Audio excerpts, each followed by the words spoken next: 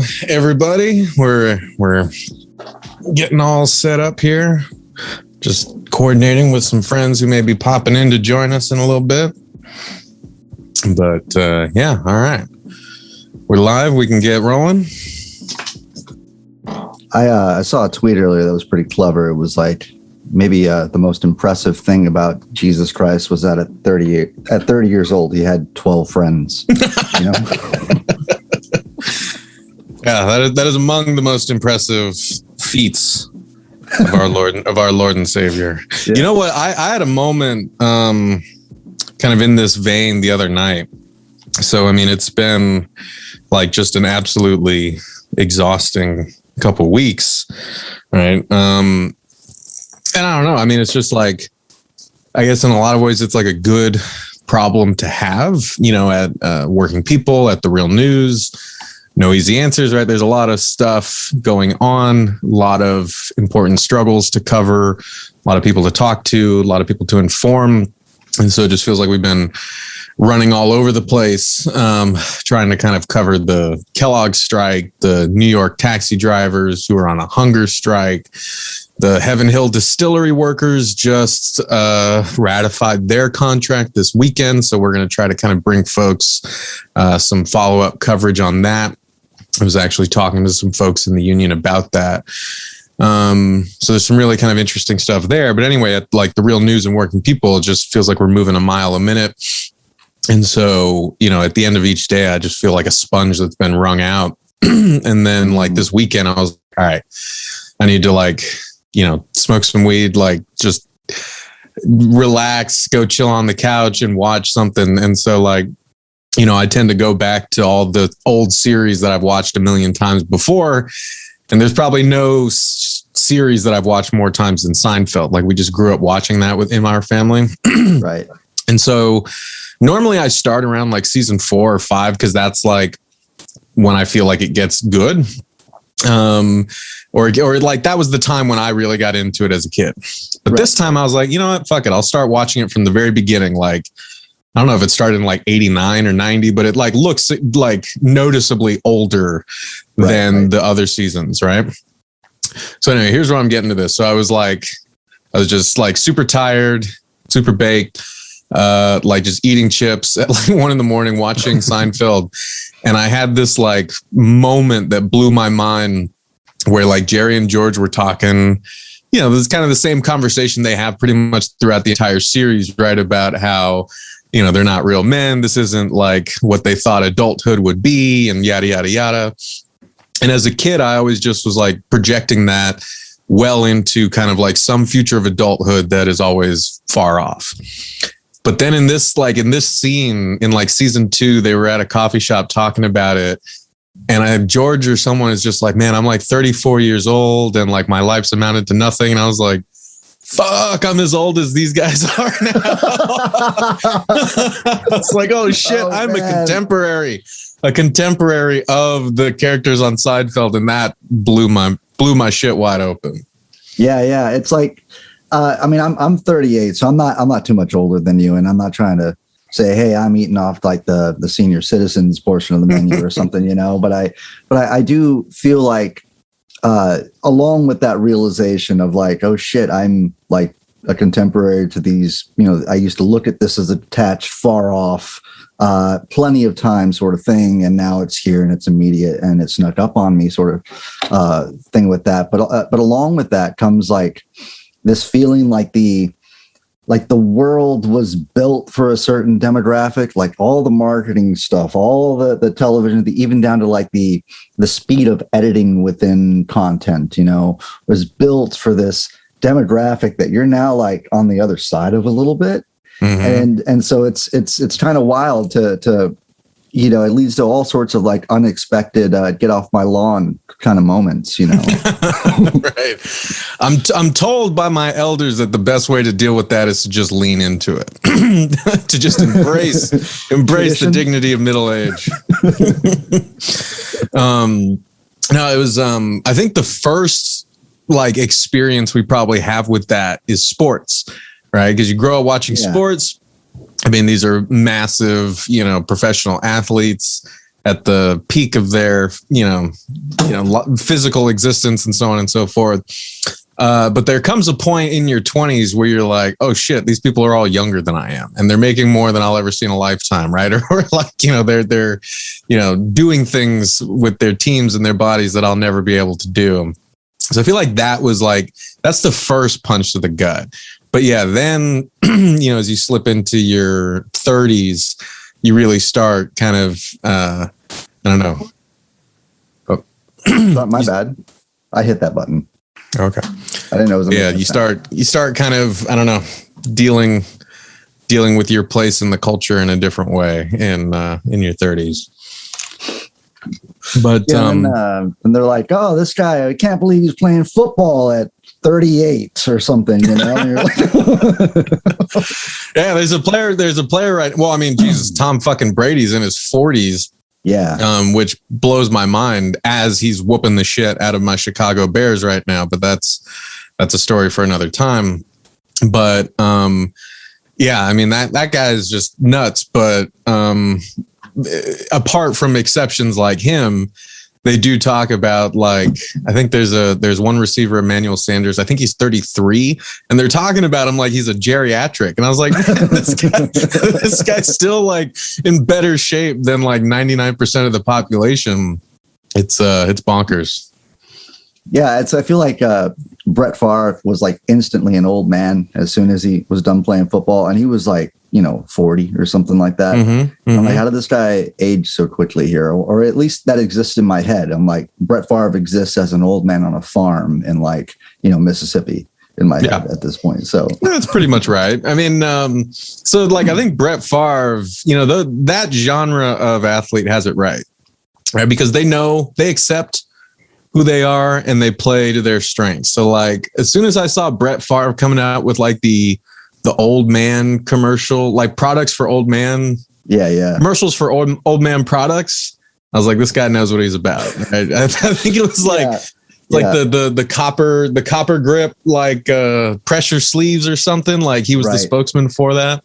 Right. Like, hey man, if I was in my 40s, I would listen to Brett Favre on that, and I would buy the shit out of one of those. I remember coming home one day and checking the mail and going through the junk mail as you do. And I remember seeing like it was like a double like fist bam to like my childhood in one like junk mail piece. And it was like Aaron's like Rent-A-Center, and it had like Hulk Hogan next to Troy Aikman. And I was like, oh wow, that kind of stings.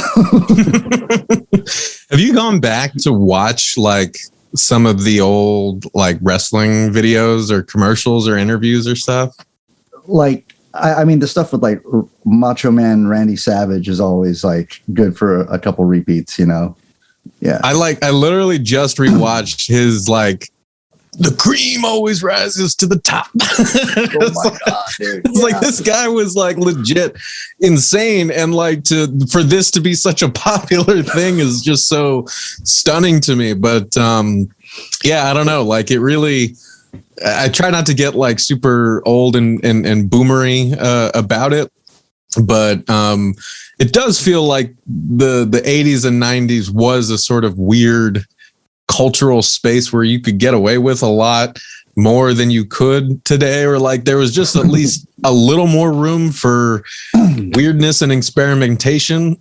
Not all of it was good, obviously, but like when you look at stuff like that, and when you look at like like Ren and Stimpy and shit, it's like, man, no wonder we were like, such a weird generation. I think of like wrestling is kind of weird to me because I mean, I haven't seen a whole lot of professional wrestling since I was a kid and played like the WWE Nintendo game and stuff with all the classics like Andre the Giant and Hulk Hogan and all that stuff. But what strikes me about wrestling is that like, you get older and you're like, oh, there's an adult like baseball team, like grown men go put baseball uniforms on and they go do that. Right. And there's a reason why, like, say you don't find that same thing with like football, incredible organizers. And at the time surveying what, but at a certain point you're like, wait a second, there's like adults that like do like semi-pro wrestling. And I didn't know about that. And these things happen at like really kind of obscure places that like, I don't know. Like it's, so there's like adult, wrestling matches and people take this stuff seriously and they go watch this stuff. And to me, that entire culture is just it. I mean, no offense to any wrestling fans that may watch this, right? But I mean, it's incredibly bizarre to me. I'm like, where do you buy wrestling uniforms from? Mm-hmm. It's like one question. Like, do you make your own? Do you? How do you? I mean, there are gyms you can go box, but like, is there like a wrestling practice facility? And I don't know. That whole world is really bizarre to me. Well, it makes me really want to go back and re-listen to the 2 episodes that I opened. God, was it season 3 of Working People? So this was before you came on, when I was still producing it myself. And you can tell from those 2 episodes, like the audio is not great, but I remember really, really wanting to talk to some kind of professional wrestlers for the show, right? Primarily folks who are working in that sort of tier of the kind of, I don't know if it's called like amateur professional like circuit, right? But people who do, like dedicate their lives to this and make their living from it. That was kind of who I wanted to talk to. And I ended up interviewing this really kind of incredible person named Angel Blue. And that was an interesting episode because we did talk a bit about like how she got into amateur wrestling, like what the job itself entails. Obviously there's like a lot of training, but like as people may know to some degree, right, there's a lot of it's a hard business to kind of, make a living in, right? There are a lot of different people taking cuts of your pay. There are a lot of like weird rules about like if audience is above a certain threshold, you get paid that amount. So you got to do a lot of your own promotion and stuff like that. A lot of that is online. But Angel Blue herself, like we were talking after she had sustained like a major neck injury and was like, really fighting hard to get back into the ring, but was also dealing with like, barely being above homeless. Like, I mean, she was really struggling to keep her house. Like, so it was an interview, that really stuck with me. And I guess I encourage folks watching, since we treaded on this territory, to go check that out. And then check out the follow-up episode, which was kind of a compilation episode with some other folks who are kind of in that amateur wrestling area. Like one was a former professional amateur wrestler. Some were like folks who had like, if I recall correctly, it was like a primarily like queer-based community that had started a group called Wrestling with Friends in like Kansas City.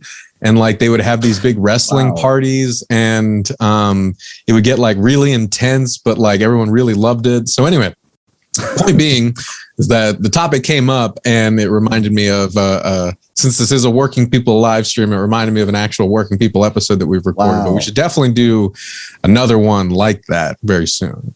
Well, as the Working People producer, I should be familiar with that episode. And I'm glad I did not say anything offensive towards our wrestler enthusiast listenership. I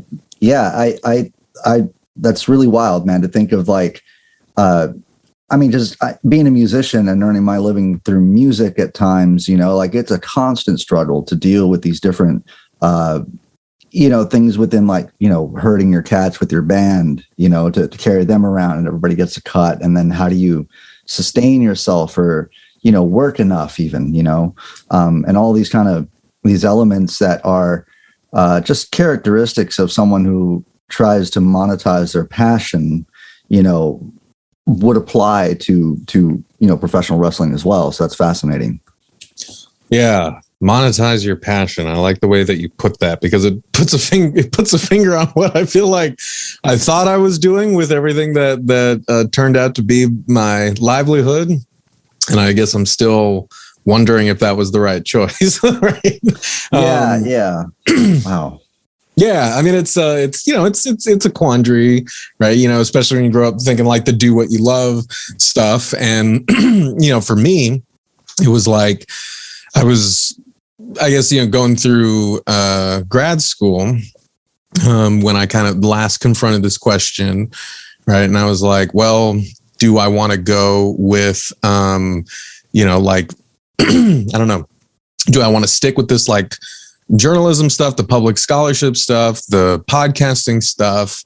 Or is that just kind of like a side thing? Like, where is my passion, right? So like trying to kind of identify it and then monetize it, it really does complicate your relationship with that.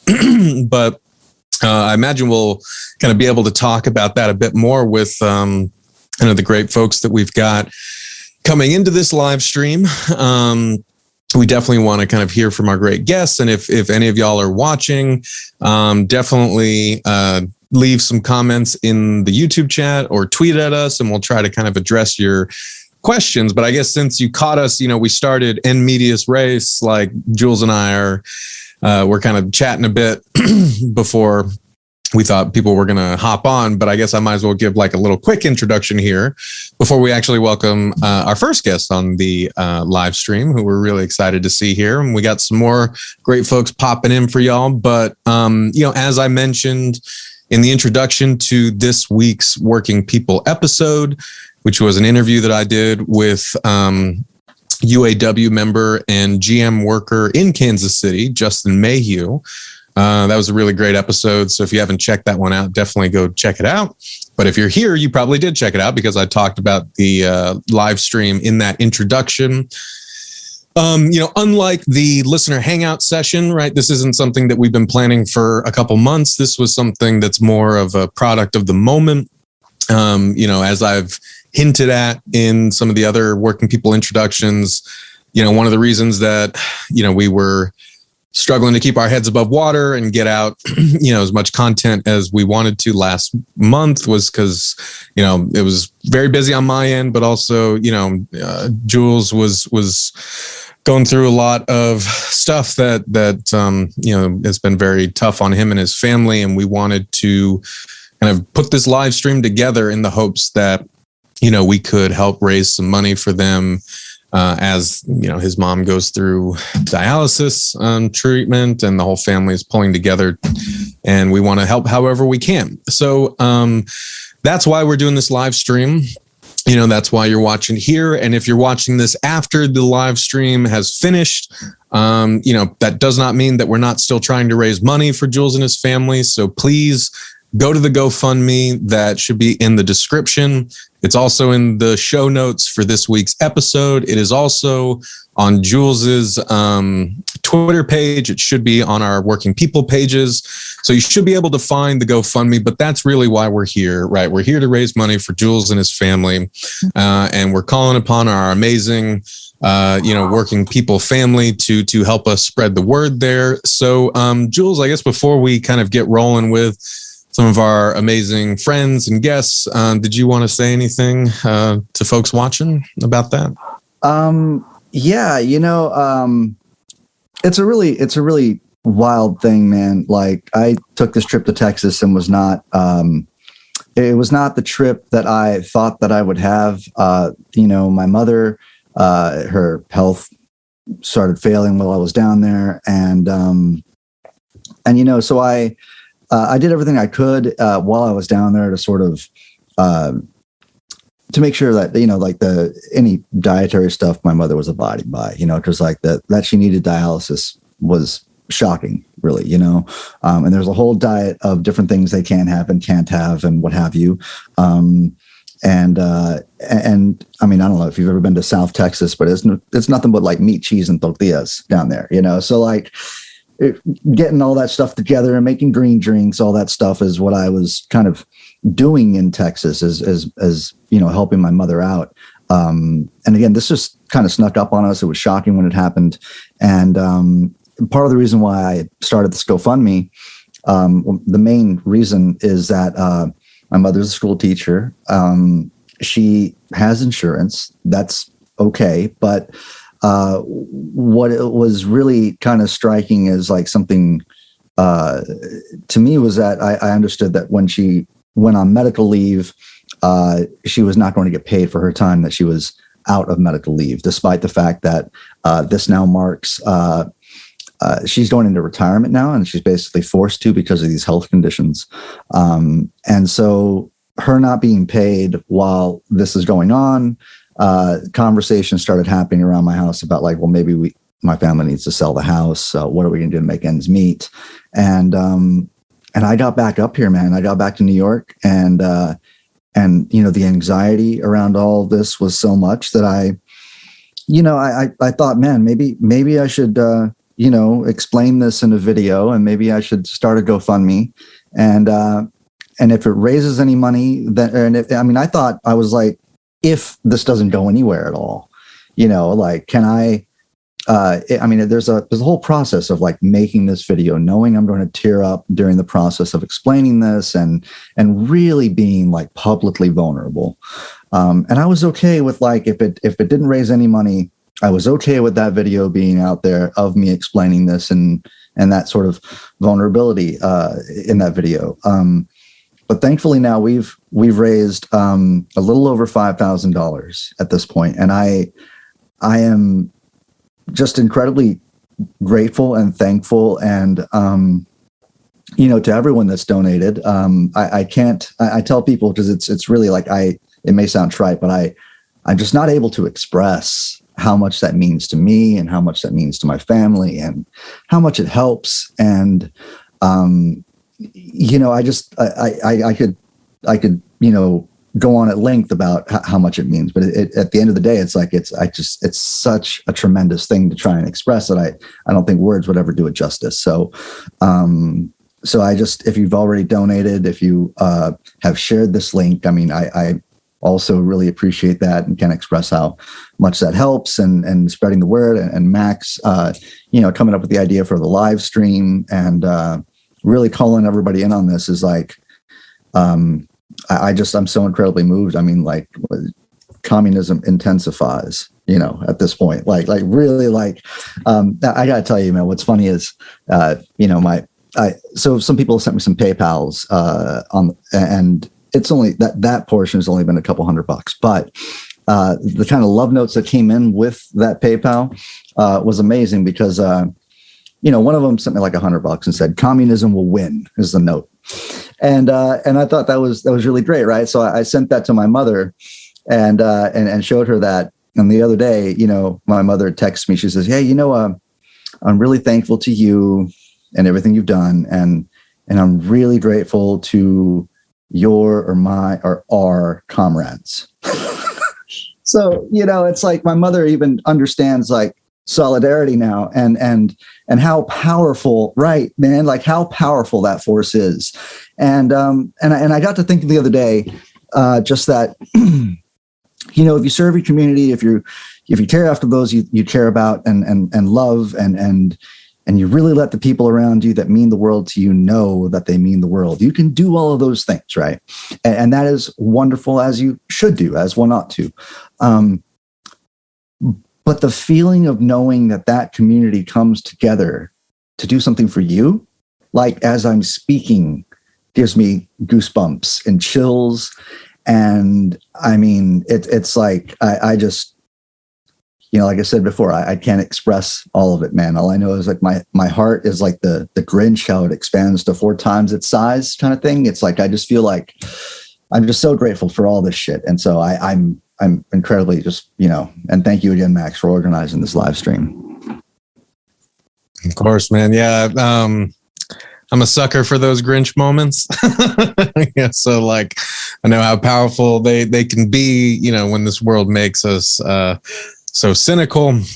But yeah, I mean, at the end of the day, we are all we've got. Right. And so, you know, it's always heartening to me to see folks really rally and build support and show solidarity, whether that be for a friend in need, like our dear brother Jules here and his family, whether that be for a strike fund for workers that, you know, listeners to this show have never met before, right, but feel a very intense connection to, or as one of our first guests here can attest, right, you know, folks who are learning about kind of other important and undercovered stories that have impacted the lives of other working people in places like in places like Ohio, where in fact there is a kind of rampant culture of police brutality.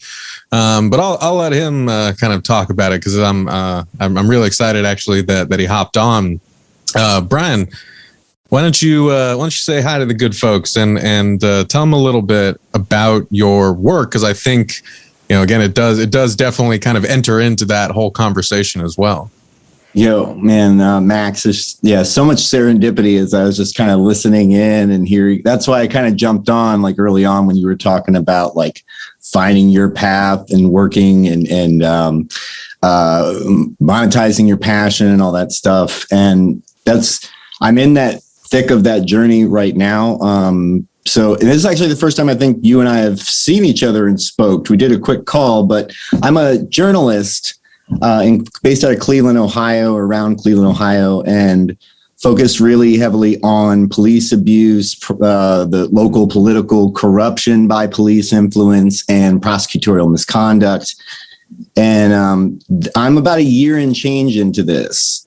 I fell into my working path I'm from Youngstown, Ohio, and grew up with a mom that worked retail, like she's a saint. Like she was managing like retail stores and then working at 7-Eleven, Toys R Us, and seasonal, all these jobs because my dad was in a spiral of alcoholism that took a long time to hit bottom. And so through high school, I was just kind of trying to like stay out of her way. Eventually they got divorced and she wanted to move to Cleveland. And I was like, I'm not changing high school. I just had found my people in theater and sort of find myself. And theater was actually what got me into college, because I got a performance scholarship for the local YSU, the Youngstown State, and a high ACT score got me another $1,000. And that covered like 2/3 of my tuition. So I could cover the rest working in the mall.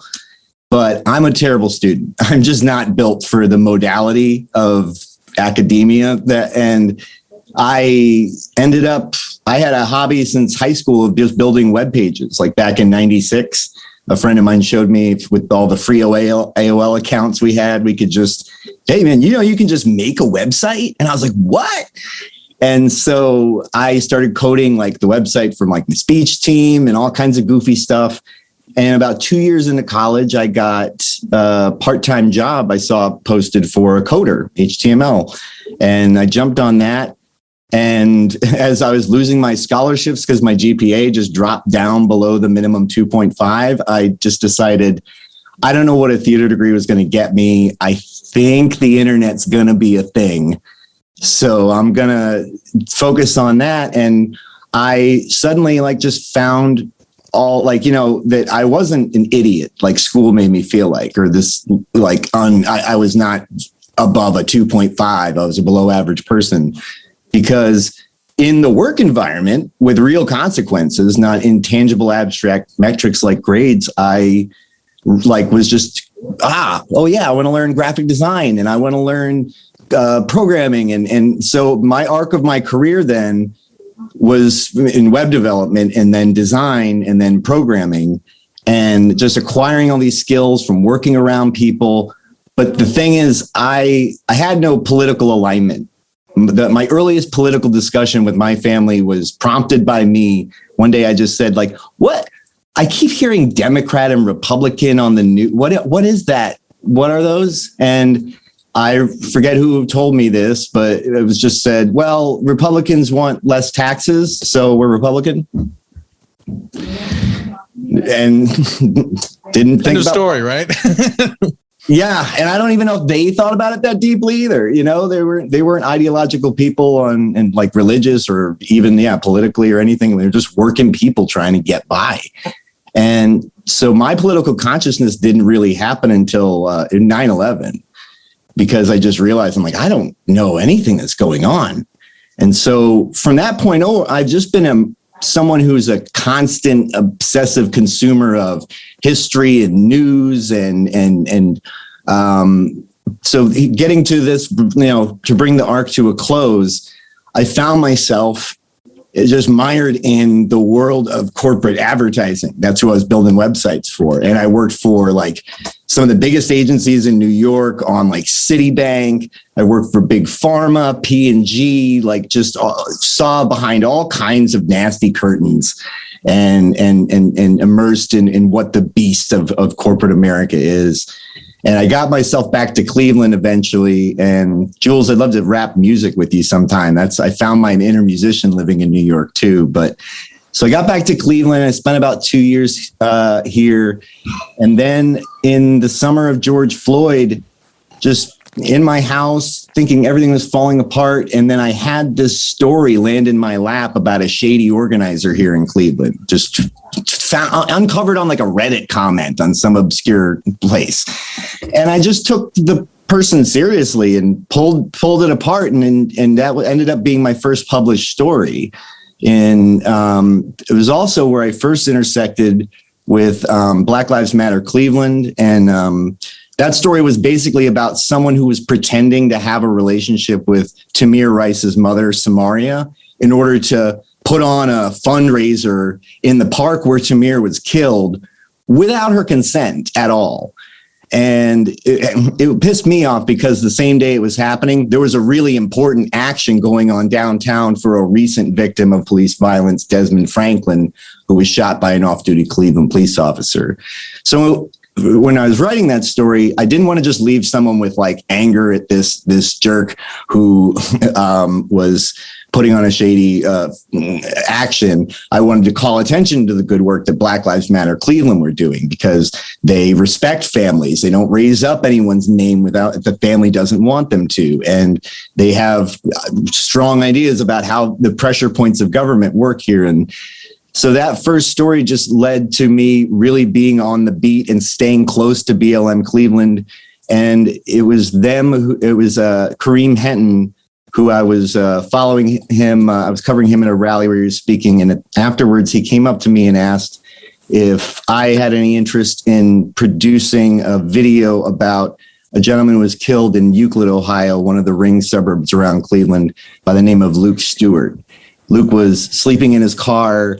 Someone on the street called in a call about a suspicious vehicle. Police arrived and basically manufactured a reason to kill him.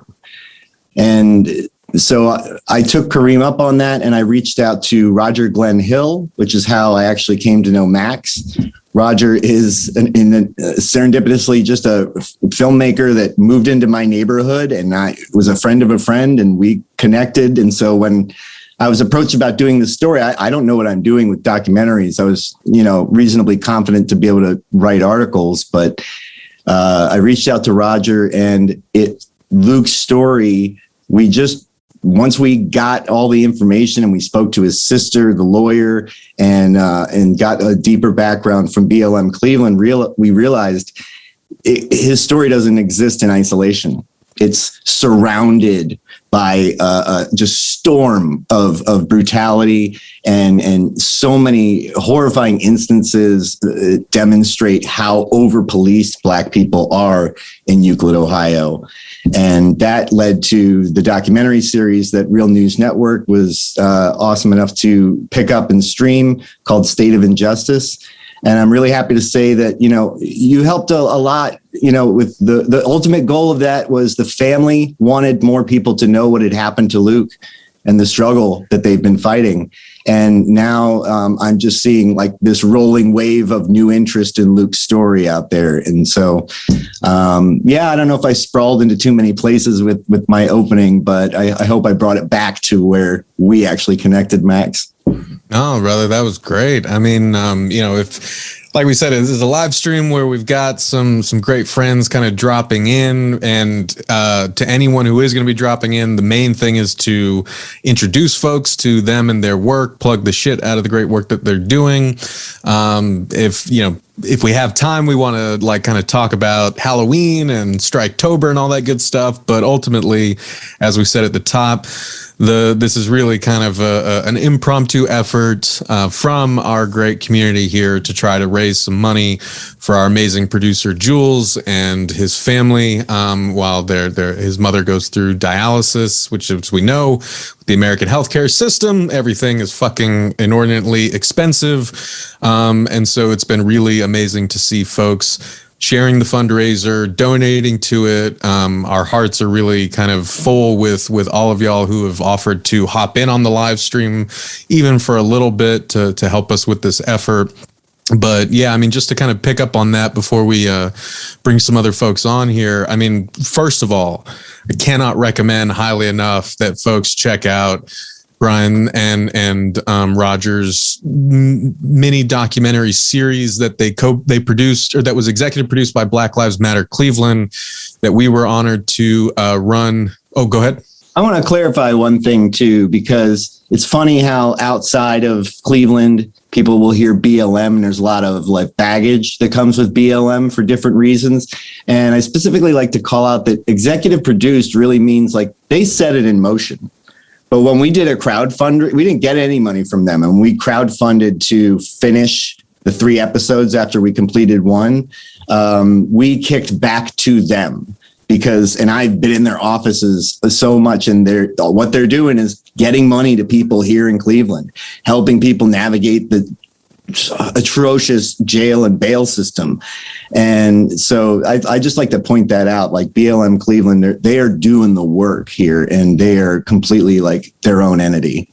Yeah, definitely. And if, like, as I was saying, it was really an honor for us at The Real News to, republish and host that mini documentary series and try to get it to a wider audience, because it really is incredible work, really important work. It's a 3-part investigation into the sort of reign of terror of the Euclid Police Department, right? 4-part series. In part 3, just to Brian's point, we, at the end of the mini documentary, there's a panel that The Real News' Jessel Noor hosted with folks from BLM Cleveland and folks who are involved in those cases. So you can really see what Brian's talking about there, right? About the important work that BLM Cleveland is doing. But yeah, you should absolutely watch that mini documentary series. If you go check out The Real News, you'll find it there. The first episode is the killing of Luke Stewart. You should absolutely check out Brian's work, Roger's work, support BLM Cleveland. But yeah, Brian, we're gonna have you back on, man, so we can kind of dig into that Lordstown connection and everything else.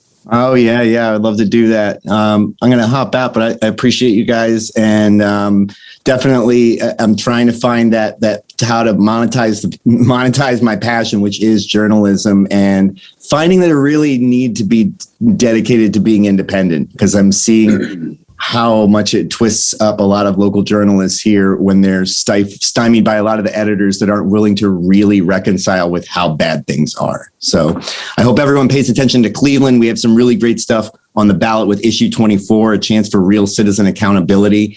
And, is that Adam Johnson? Yep. Hi. I am such a huge fan of Citations Needed. I just have to say, it's one of the podcasts I tell everyone all the time. Citations Needed. Thank you for that. So happy to see you. But I'm going to hop off and let you jump in. So thanks, Max. Thanks, brother. Great to see you. Thank you. All right. Well, there you go. So, we have waiting in the green room our boy Adam Johnson.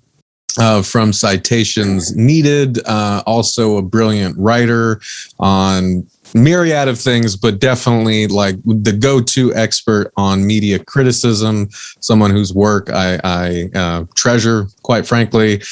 So, Adam, thank you for joining us, man. Really appreciate it. Thank you.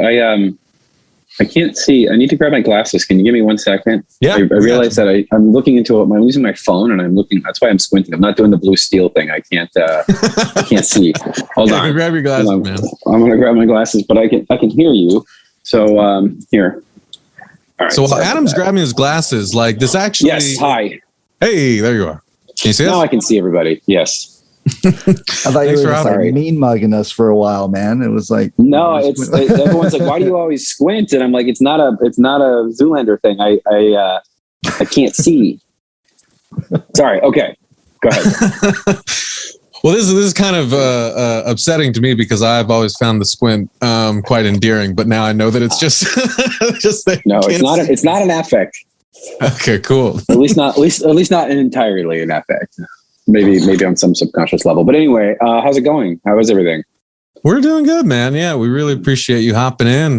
We're just kind of hanging out, really trying to spread the word about this fundraiser for our amazing producer Jules. But in the process, we also wanted to just kind of have a fun hangout to talk about a mishmash of things that folks have been asking us about, whether that be Striketober, whether that be kind of spooky season stuff, or whether that be, kind of anything in between. So I could ask you about your fantasy team or the Bears, but I feel like that may be more painful than... That's a little sensitive.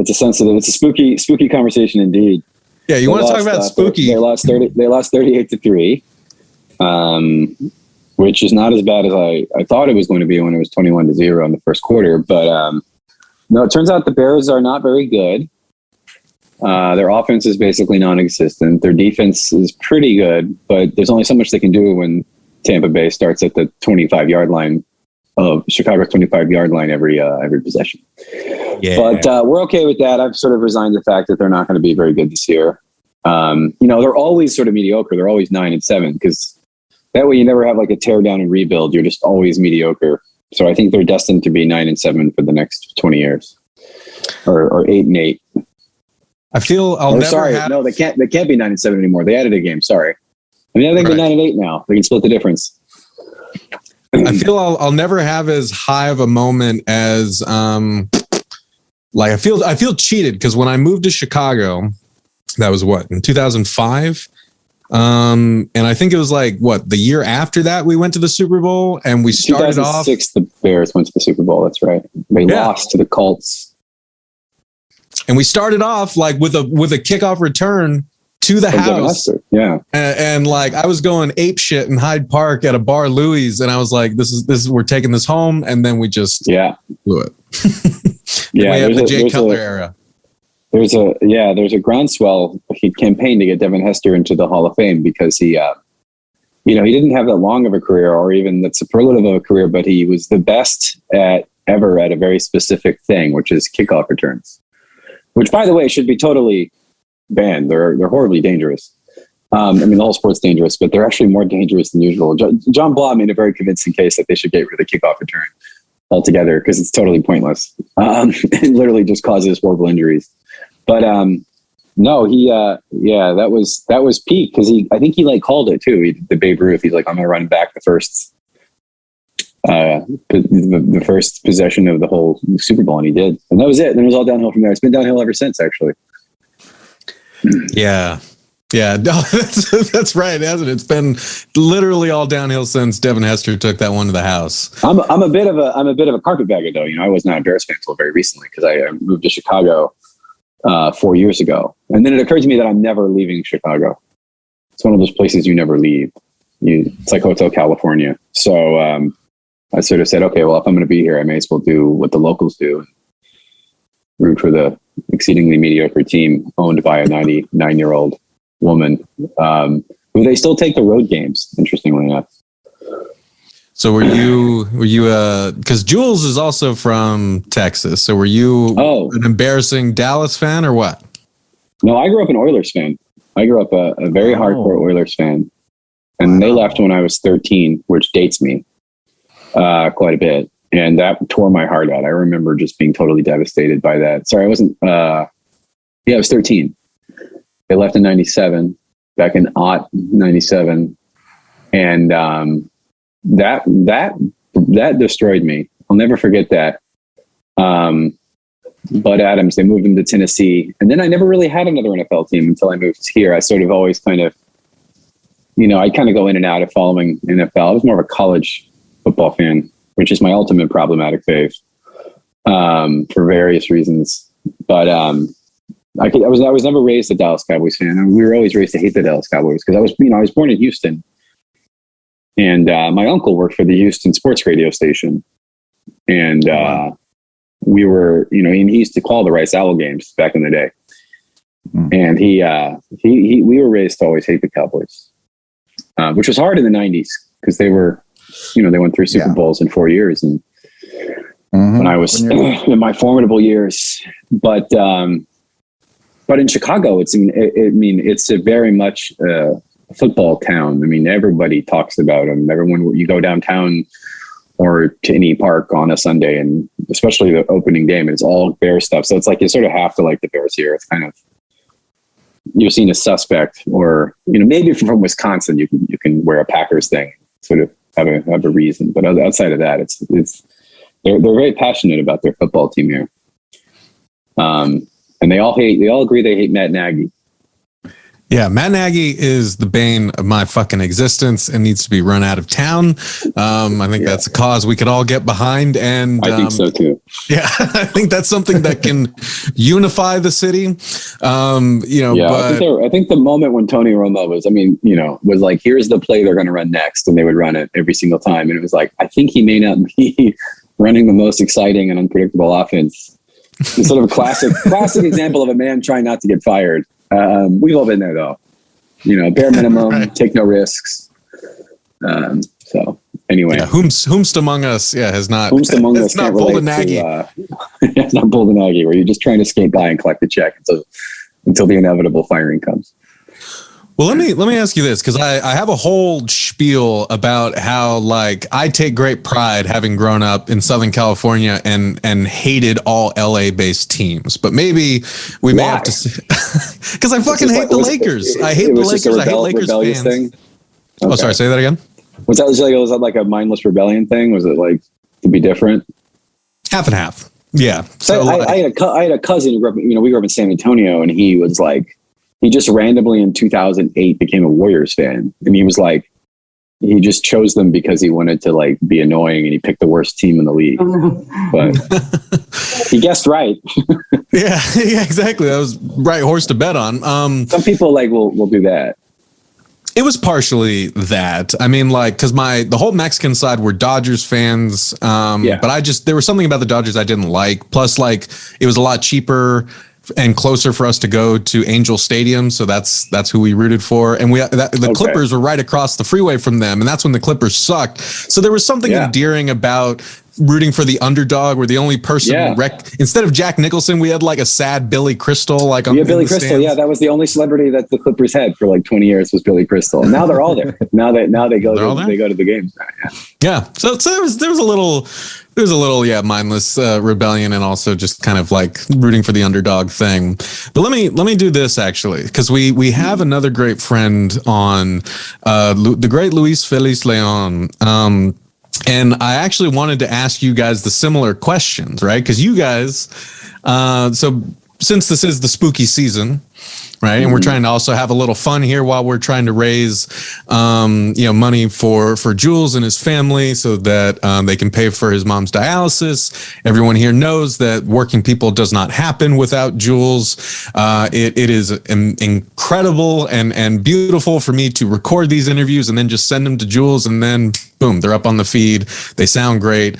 So if you like the show, a huge amount of that is because of Jules. So please, if you can, help us share this GoFundMe fundraiser, donate what you can, help us spread the word. But that's, of course, why we're doing this live stream. And we're honored to be joined by, Adam Johnson and Luis, our good friends who both do incredible work that everyone should go support. If you're not listening to Citations Needed, I don't know what's wrong with you. If you're not reading Luis's work, you need to, check yourself, real soon. And I had kind of topic, specific questions to ask you guys, but I also know that this is Halloween. You guys both have young kids. So I was going to actually ask you, what sort of fun Halloween things are y'all doing right around now? I've been very curious to know if you got any kind of cute excursions or fun family costumes planned or anything like that. So my kids, Luis Feliz Leon, staff writer and organizer at Labor Notes. Thanks, Max, for having me on, and thanks for making visible the indispensable work that Jules Taylor does to make Working People podcast possible. So anyone that's tuning in, contribute to that GoFundMe. We need to stick together. Let's fight the boss, and let's spread the love among workers. My kids are nerds. So my daughter, my daughter wants to be a paleontologist for Halloween. So that's her costume. I think we're gonna go to the Museum of Natural History in New York for Halloween. I think that's where we're gonna nerd. So yeah, my little one, my 2-year-old, dresses up. She has a hand-me-down of Wonder Woman. So yeah, so she's part of the zeitgeist in terms of the superhero genre. And then I guess there is a somewhat, well, I don't know. There's a proud tradition, right, of like the nerd turning into the superhero, right? We got Clark Kent's supposed to be a bit of a nerd, right? Indiana Jones is supposed to be a bit of a nerd. I don't know if it quite translates. I'm trying to give your daughter an assist here. Adam, I don't know if you heard that, but we're talking Sorry, fun. my camera fell. Yeah, for Halloween, my 8-month-old is going as a salad. We were out eating with my niece who's 11, and we were trying to debate what costume to do. And they're like, "How about a visual pun? We'll do Caesar salad. She's going to go as Caesar. He'll go as the salad." But then it occurred to me that's not even actually really a pun, since salad is just the word. It's actually not a pun at all. So we are dressing him up as a salad, incidentally not a Caesar salad. And here I'll show you. I'm attempting to construct a salad costume using this plastic salad thing that I got. So here's like a tomato. Here's a tomato. Oh my God. There's a little lettuce. There's a little cucumber. You can see the cucumber there, and a little yellow peppers.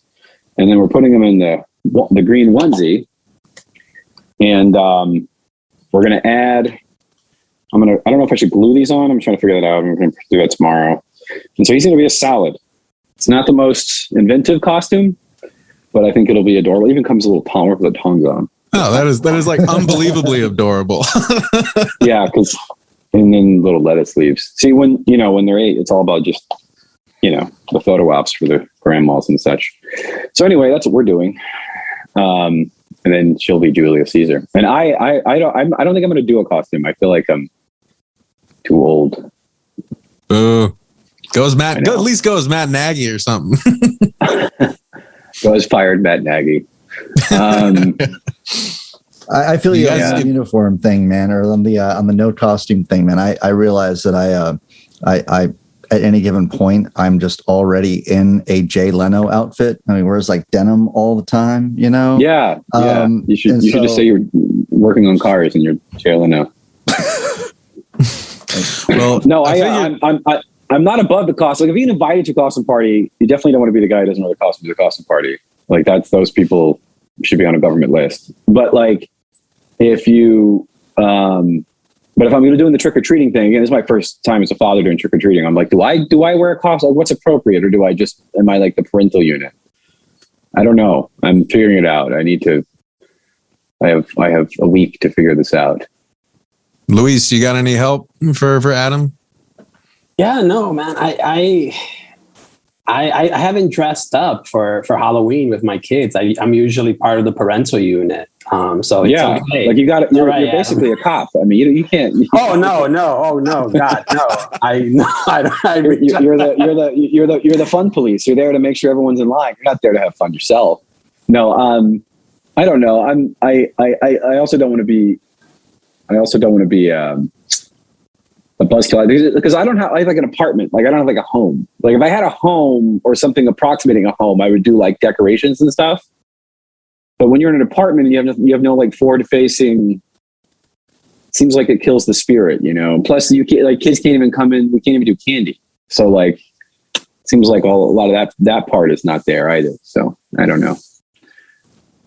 I mean, I'm going to admit this in front of all of you guys, but when my brother Zach and I were in Chicago, we were undergrads at the University of Chicago, and we were feeling really homesick.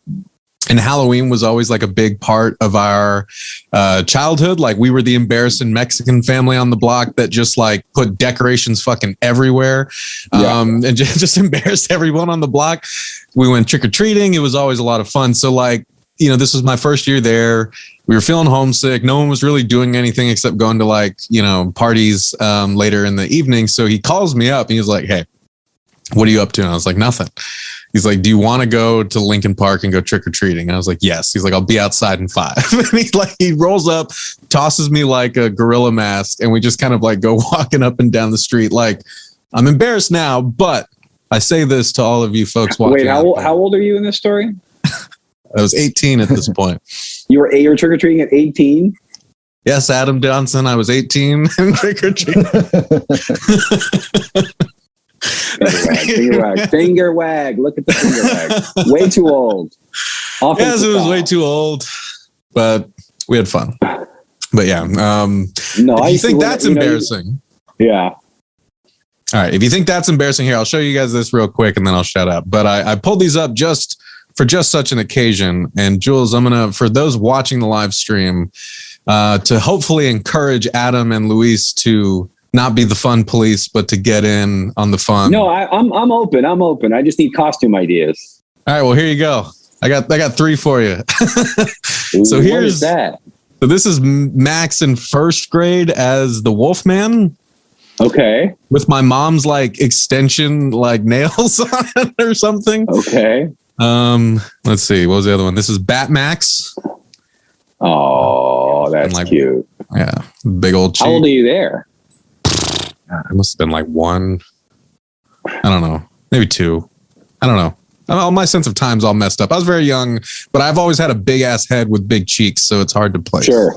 I feel you. Here's the coup de grace. This is me as a Care Bear. Oh man. Yep. There you go. That's the legend. So I feel like either of you could pull that off if you were so inclined. Well, see, if I'm going to do a costume, I want to like do it well. I don't want to do the half-ass thing where people like, they put on a hat and they're like, I'm a cowboy or something. Like, you want to like actually think about it. So I don't know. I think my parents ruined Halloween for me, man, when I was growing up, because I would go trick-or-treating and then they would take all the candy. I grew up in New York and they would forbid me from eating it because it could be poison. Because it would be poison? Yeah, it could be poison. Or the razor blade, yeah. So, I mean, they would just go and buy a bag of Kit Kats and say, here, you can eat this. So it just defeated the whole purpose of going out and getting candy. That's kind of soured me. There was like one case of like a kid getting poisoned like in the 70s. And then I think our parents, and I don't know how old you are, but our generation of parents were like, because my father would always test the candy, which was him just eating it. Yeah, he was like, let me check that for poison. Yeah, no. My wife grew up in the Bronx, and she would go to white people's houses to trick or treat because she wouldn't trick or treat in the Bronx. So they had to leave the state to experience Halloween. Yeah, no, yeah. Well, Adam, I don't not to like put you on the spot, but maybe as a group, like this, because this is kind of citations needed related, right? Like, where did that fucking panic about like weed being in candy or razor blades in candy? I think there was a razor blade like drug. It wasn't weed, I don't think, but I think it was like PCP or something. I want to say like there were a few like isolated cases of it happening, like, but I want to say like in the 60s or 70s, like a long time. And then like the candy danger was, that was like the peak, the 80s were the peak of stranger danger, like 90s. So I think that we just sort of caught the wave. But yeah, I remember hearing a lot about the sort of mystical, the mythical poison candy. I'm sure it happened sometimes, but a lot of things happen. Jules, did you get any of that growing up? Yeah, I got the dad who has to test the candy and like the whole security process of like, don't eat anything until we get home, and I can look through all of it and make sure it's okay. And then they hand it back to you and you're like, why are all the Kit Kats missing, Dad? What's up? Yeah. No, it was definitely a scam. It was definitely a parental psyop. Yeah. 100%, man. Yeah. Yeah. So they would have prima nocta rights over your candy. Totally. Yeah, because I feel like it's dawned on enough people now, as the generation that was scared by that stuff, from local news and from our parents. I feel like there was a point where we all grew up started smoking weed and we were like, wait, I'm not going to just give this away to people. Like that sounds like bullshit to me. Right? So I have thoughts about that viral tweet that they were like, well, be careful that your candy doesn't have weed. Like everyone was dunking on that. And I get that it's propaganda. At the same time, like there needs to be better regulation about how they package weed. Like a lot of states have pretty loose regulations. And a lot of that shit does look like actual candy, and they're clearly marketing it to children. So like, I'm gonna take the mantle of Tipper Gore here and be like, I actually think that like rapacious corporate weed peddlers probably should have packaging standards that are not so lackadaisical. Because I do think that no one would give away weed for free or on purpose. I do think it could happen by accident fairly easily with some of those packaging standards. That's my Tipper Gore take on that. I think that as you move from the kind of draconian, criminalization of weed into legalizing it, I think you have to think, critically about how do you sort of treat it like tobacco or alcohol, where you sort of make sure that these companies are not marketing to children, which they clearly do, just as tobacco companies and liquor companies do. And I don't know, that's kind of a fine balance. But anyway, not to be a buzzkill, not to be square. No, I mean, I think that's definitely a fair point. I mean, like, it sure as hell, I guess like the cigarettes like here, are not as bad as they used to be. But yeah, if you look at like the vaping stuff, like it's very, very clearly marketed to underage people. So for sure. I mean, that's how you get a new market. You tap into an untapped market, and you get people, addicted to or not addicted, but preferring because you can't really get addicted to weed, but preferring your product at a young age. So I don't know. Part of me was like, I'm not with the cops in this one, but like, I don't know. A lot of these companies are pretty unscrupulous. They don't really care about, getting kids drugged. They don't give a shit. Drugged, as it were, Mm-hmm. Anyway, so. Speaking of like parental psyops, man, like, my grandfather was like one level beyond that. He'd be like, yeah, I'll give you a candy, but you can't eat this. And I'm like, why? And he's like, well, if you see on the package, it says this will break your jaw. It's called a jaw breaker. I'm like, oh, well, I can't eat that. And then pretty soon I just like picked up on it. My mom's like, you gonna eat those? I'm like, I can't eat those. Why not? I was like, well, I can't eat those because they're red hot, Do it. And then you reached a certain age and you're like, wait a second, I was lied to. Yeah. By the people I trusted the most. Yeah. What was the most embarrassing thing that you believed for far too long into your life? I'm going to abstain from this because it's pretty embarrassing. I'm trying to think. Like, I know that maybe it was because of the Rugrats episode, but I definitely believe that if I ate a watermelon seed, a watermelon would grow in my stomach, like for much longer than I should have. Yeah. I believed in Santa Claus way too long. Like, embarrassingly long, like past due, like just a classic, like I did not want to let it go, even though I had like stubble. Like, I mean, okay, maybe not that bad, but like, like I was pretty old. I think I was like one of the last in my class. And I see, sort of deep down inside, I knew it. But it was sort of a, rigid, beliefs. That would probably be the thing I was most, embarrassed about. Cause, I discuss that with Sarah all the time. Like, are we going to do Santa Claus with our kid? And of course, being the red diaper baby atheist, she's like, you don't lie to children. We're not going to tell them that. And part of me is like, I get that. But also it's such an innocent lie. But also when you find out, it does crush your soul. So it's a balancing act because you don't want to raise the kid who's like, Santa's not real when they're like 4 years old, because then everybody hates you. So it's a tough one. I don't know where I stand on it, to be honest. If you don't tell your kid about Santa Claus, or if you do, either way, just don't. I don't know. In my experience, like my dad had to be Santa Claus at one point, and so there was this whole like talking about like one step removed from a psyop. It was like, hey, Santa Claus is real, but I'm going to dress up as him. And you're going to have your friends there, and you can't tell them that I am Santa Claus, And so then they're like, hey, your dad is Santa Claus. I'm like, no way, dude. No, you know, and then it's just like Santa Claus, like the jig is up before it was ever supposed to be up, but now it's up in this way that's like, wait a second. And I've been lied to the whole time. Yeah. I was like, Mom, what about Jesus? Is this like Santa Claus here? You know? Yeah. And, you know, yeah. So just. No, I had a similar experience because, you know, when you get to a certain age, you start to get pretty skeptical, pretty logical. I want to say like, you know, 8 or 9. And, we would go to Sunday school and we learn about the Trinity and which is like the thing that's baffled, you know, theologians for centuries. It split up churches. It, you know, led to the schism of the Roman, Eastern Orthodox and Catholic Church, you know, sort of something that's plagued philosophers for like, wait a second. So Jesus is both man and God. And then there's this Holy Spirit, which seems like a little retconned in to kind of rationalize the gaps in the, you know, and then the whole thing just falls apart.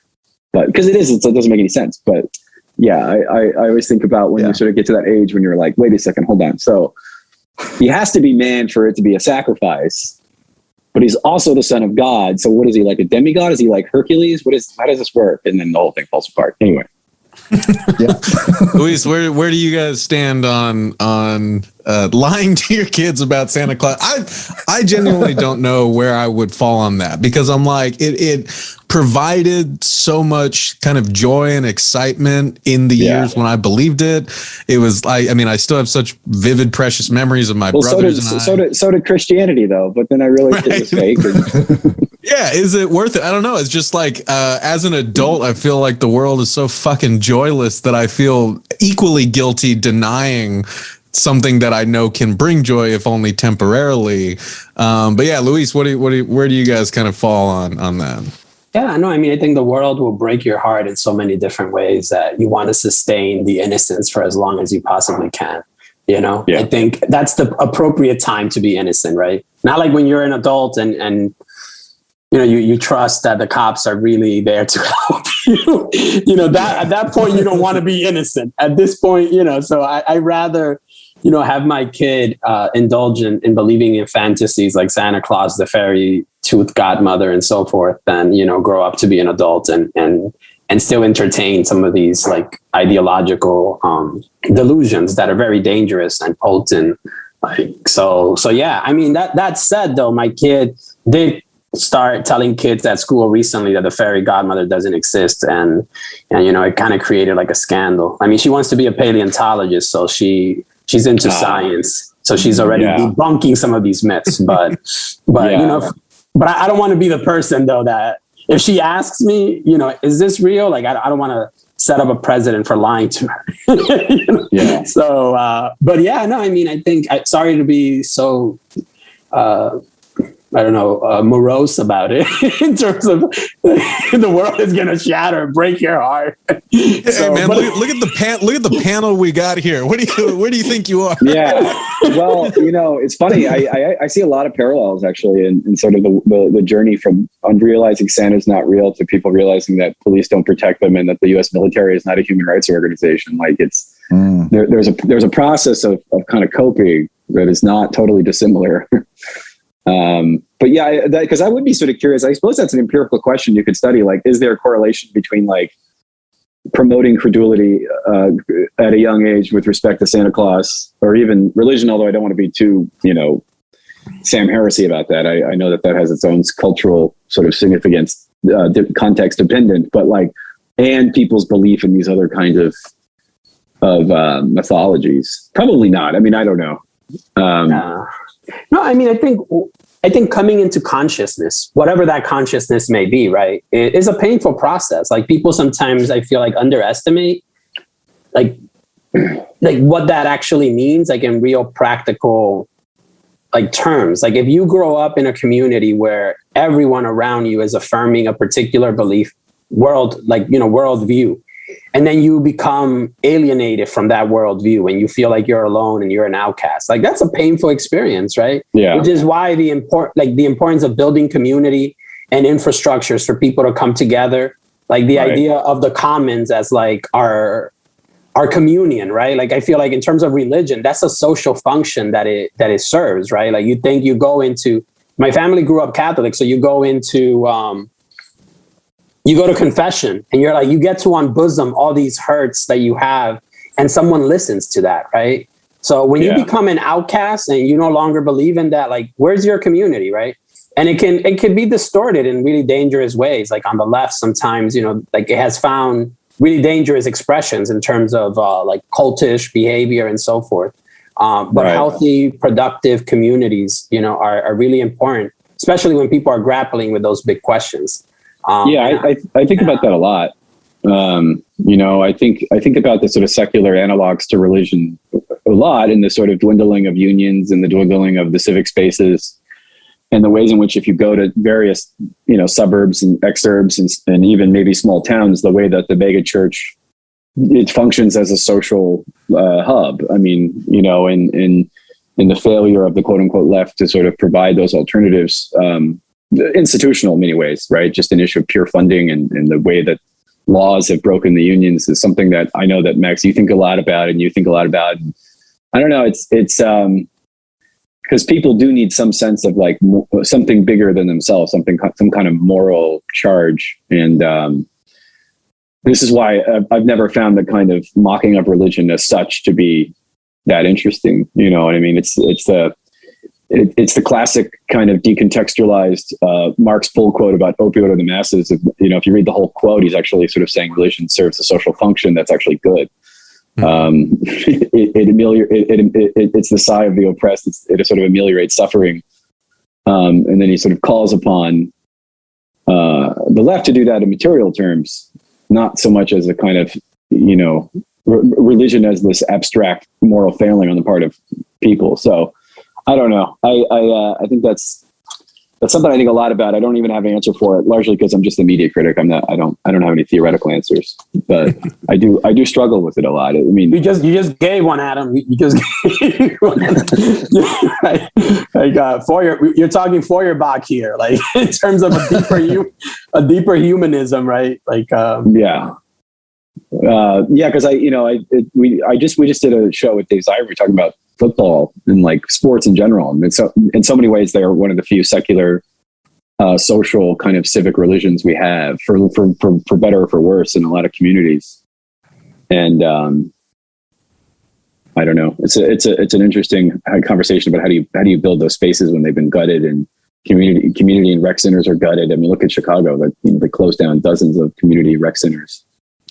Well, if I could put, because I think that you're right. I do think about this quite a bit, and I do occasionally find some solace in how actually like kind of close we do get to what we ultimately want to have, if we can only, and I'll explain what I mean by that in a second, right?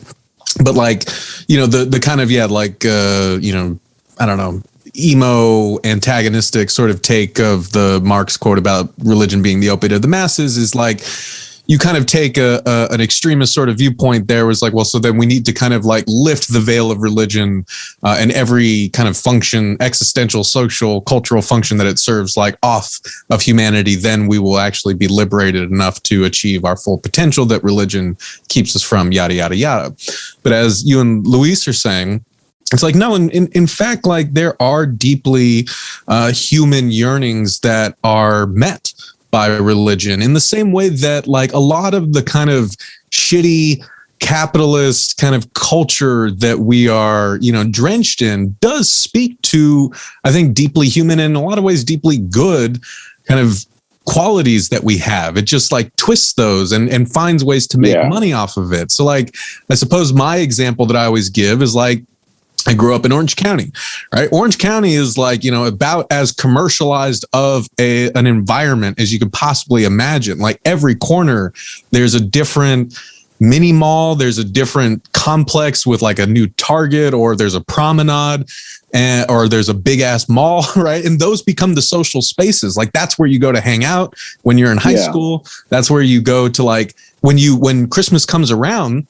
That's where you go to really kind of get in the mood, right? Because it's got all the decorations. I don't care how commercialized it is. Like that's what I associate with that feeling that I still treasure so much, even if it was like it took place in this kind of hyper commercialized, sort of environment. And I remember kind of having this debate with my friends in England when I was there for a spell, because they were like, oh no, Christmas is like old, English people like singing carols in the countryside. Yeah, they have a in London they have a very like I don't want to say non-commercial because there's still commercial elements, but it's like the cities themselves sort of take over squares and you're not going to the mall, right? Yeah, and so like there was always kind of a back and forth about like which one was more, genuine, or which one was like, I don't know, more worthwhile. And I was like, well, in a way, like the things that's making us defend our respective experiences so fiercely is coming from the same place. They just attached on to like different settings that we grew up in. That's the ultimate question of the angsty teen who grows up in the suburbs, which is like, as bleak and as car driven and as consumerist as the suburbs may be, and one sort of lashes out at that from a young age, can that in and of itself still be a culture? Mm. And is that culture worth preserving as such, or if one has sort of a romantic associations with that, even though the suburbs, of course, are defined by white flight, they're defined by the sort of preservation of whiteness as a political concept. Like, can you have? Because I remember when they brought back the Wonder Years on ABC, and they were interviewing one of the original creators, and he always described that show as a love letter to the suburbs, which we could dissect in about 50 different ways. And you watch the show, and it is like the racial unrest, quote unquote, the civil rights movement, the Black Panthers, the Vietnam War are like largely incidental to the show, for better or for worse. And he sort of wanted to remove all that and make a kind of like romantic, creative artifact of a certain time in a certain place in the suburbs. And I always thought that was sort of interesting and worth dissecting. But can you divorce the romantic associations with the shitty politics of it? I mean, probably not, to be honest. Probably not. But I mean, again, I guess the hopeful place that I started out from was like kind of hooking into what Luis was saying, right? Is like, and also what you were saying as well, Adam, is that it doesn't mean that we have to necessarily like just bulldoze all of that to find some sort of more genuine feeling at the center of it. Like what we need are better versions. What we need are things that people can attach to collectively and build sort of tradition out of that serves that same sort of function, right? And so, like, I don't know, like a lot of local. I know a ton of people who like were politically on the fence or agnostic, and they went and they joined, DSA or another socialist organization, or they joined, activist groups or Black Lives Matter, and that gave them a sense of socialization and importance. Obviously, you and I would say that that's much better than, joining a mega church or a vigilante group that patrols the neighborhood. We wouldn't want that. So I think it can and it should. Otherwise, it has no hope of succeeding. It has to serve a social function. Otherwise, it's just not going to work. Yeah. Right. No, but then again, you also don't want a cool kids club either, because that becomes its own problem. But go ahead. Sorry, Luis. No, I was going to add to that point that you just mentioned, right? Like in terms of if the left doesn't, I think Walter Benjamin has this quote that like the expression of fascism is like in many ways a confirmation or verification of a disorganized left, right? Because people don't find a political home, right, for themselves. So they turn to vigilante groups. They turn to conspiracy theories. Like you see, in the news, there have been these stories about, it's still a marginal number of people that have opted to just quit their jobs and get vaccinated, right? Like, I don't want to it's a very small number, but that they have still been persuaded by these ideas. And that speaks to a breakdown of the left, right? As much as DSA has grown, the majority of people in this country are not going, that's not where they're finding community, right? It's not in DSA. And the barrier to entry, sometimes for left spaces is so high that it's hard to replicate. So I've been reading, I Got the Light of Freedom about the Mississippi organizing that happened in the 60s and how easy it was to start a citizenship school where people didn't even know where that idea originated. It was we just started having classes and talking. And I sometimes wish that for left spaces or just for a transformative politics, right, that people could just pick something up and just start it, right? Like that there wasn't such a heavy need for infrastructure to just get people together talking to one another, because that's ultimately how transformation happens. Like not necessarily to make it like individual one-on-one, but in a collective space where people are just in community. Like before joining here, I was working with a labor note supporter, Magali Licoli from Venceremos, a poultry organizing project based out of Arkansas. And we brought together about 30 worker centers across the country to talk about organizing shop floor fights. And there were these domestic workers on there from New Jersey that we're going on strike tomorrow. We need to get paid $20 an hour, and we're going to withdraw our labor. And until they accept that the wage that our work commands is $20 an hour. And here are other workers, listening to this story about how these workers are taking action to demand more. And it's like those kinds of experiences multiplied by millions are what lead to transformative change, right? Because we have to overcome that fear. And the only way that we overcome that fear is by being in community with one another and hearing from people that are actually fighting the boss and winning. Mm-hmm. So I mean, I think the last point I'll make is that, in the 60s, people asked themselves, like, how come you had like a Bob Dylan in the US and you had a Chico Buarque in Brazil? And Raymond Williams came up with this concept of the structure of feeling, that these ideas. So when I think about Striketober, right, even though I don't want to oversell it because there are not that many workers technically, they haven't surpassed the number of 2018 and 2019. There is this spirit in the air of worker militancy, right? This idea that we got a rough deal and we demand more, we deserve more, and we're going to come and get it. And I hope that spirit of militancy spreads, right? It's not like one institution, it's multiple people just feeling that, right? And going back to plagues in the Renaissance, after a plague, there's usually some kind of rebellion. So I hope this is true to form in terms of previous historical precedents. Yeah, I mean, also a lot of it's just the massive reduction of unionism and, frankly, the fall of the Soviet Union, which I know gets a little awkward. But when you talk about the antecedents of the civil rights movement, especially in Alabama, I mean, that was largely the Alabama Communist Party, which were, in many ways supported and backed by the Soviet Union. So it's like, the sort of atomization and the lack of unionism, or even the IWW, which of course predates the Soviet Union. I mean, those guys were fucking hardcore. I mean, they never really reached above 150,000, but as far as like, the radical mindset was far more robust, largely because there wasn't any liberal institutions. There was very little reformist institutions to kind of ameliorate the suffering. I mean, it was every single factory was this like Dickensian nightmare. And so the radicalism was more seductive. I mean, I think the sophistication of liberalism, quite frankly, is the biggest difference, in my opinion, from now to like 50 years ago or 100 years ago. I mean, the ways in which the NGO complex co-ops and picks people off and shit, it's just like phenomenally impressive. But that's my own kind of pontificating. Sorry. No, I mean, this is great. And I can't thank you guys enough for actually taking time to hop on. I don't want to take liberties with your time, so please let me know, like, if you do need to hop off. And just for folks watching, I wanted to say once again that we're right now joined by the amazing Adam Johnson of Citations Needed. We are joined by the amazing Luis Feliz Leon of Labor Notes, and of course you got me and our great producer here, Jules Taylor.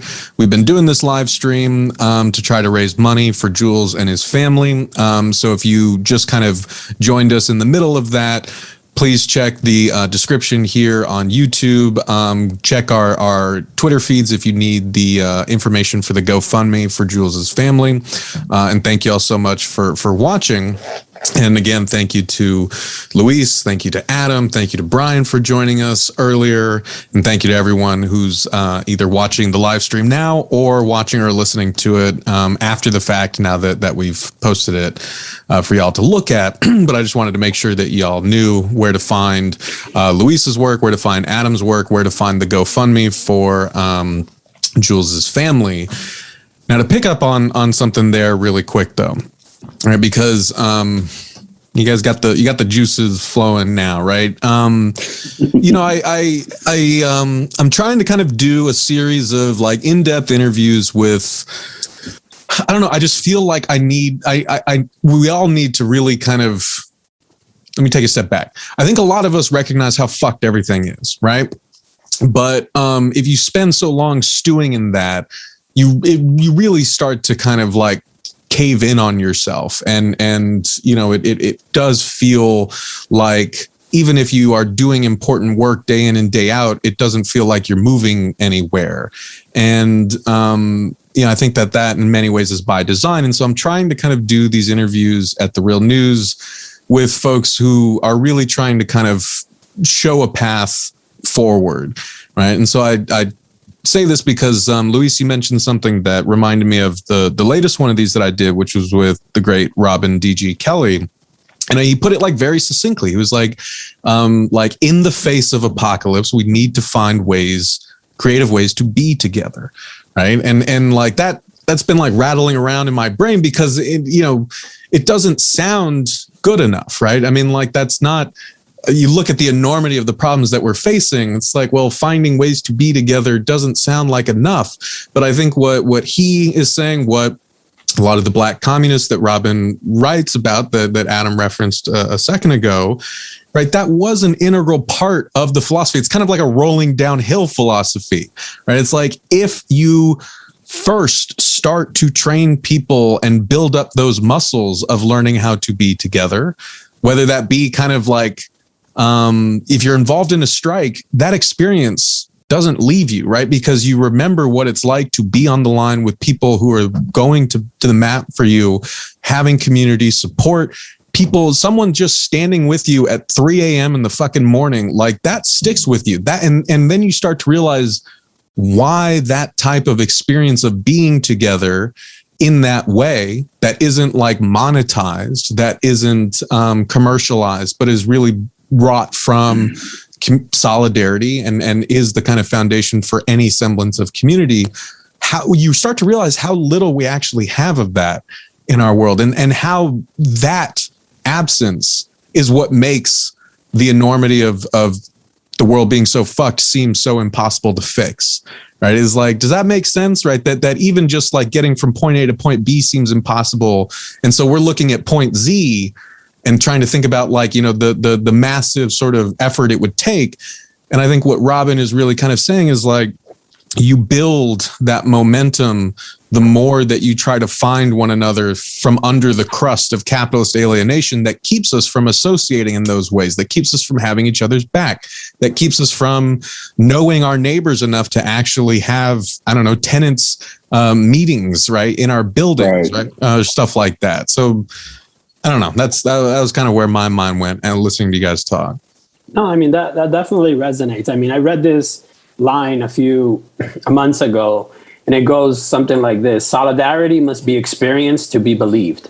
So the experience of a strike in terms of bringing hundreds of people together, right? The kind of transformation that happens there is the way to build those solidarities that ultimately can build up to a transformative force to change society for the better, right? On a new foundation that is based on mutual recognition and, our mutual well-being. I don't think that happens abstractly, right? Like by reading, as much as I love writing, I think sometimes journalists overstate the impact of our work, including myself. It doesn't, it's the experience that people have of, just being on the line with other people that are putting everything out there and taking real risks, right? Like, I mean, overcoming fear to go on strike, like that's a big step, and sometimes we underestimate that. But that, I think it doesn't sound like the sexiest answer when we talk about the apocalypse, right?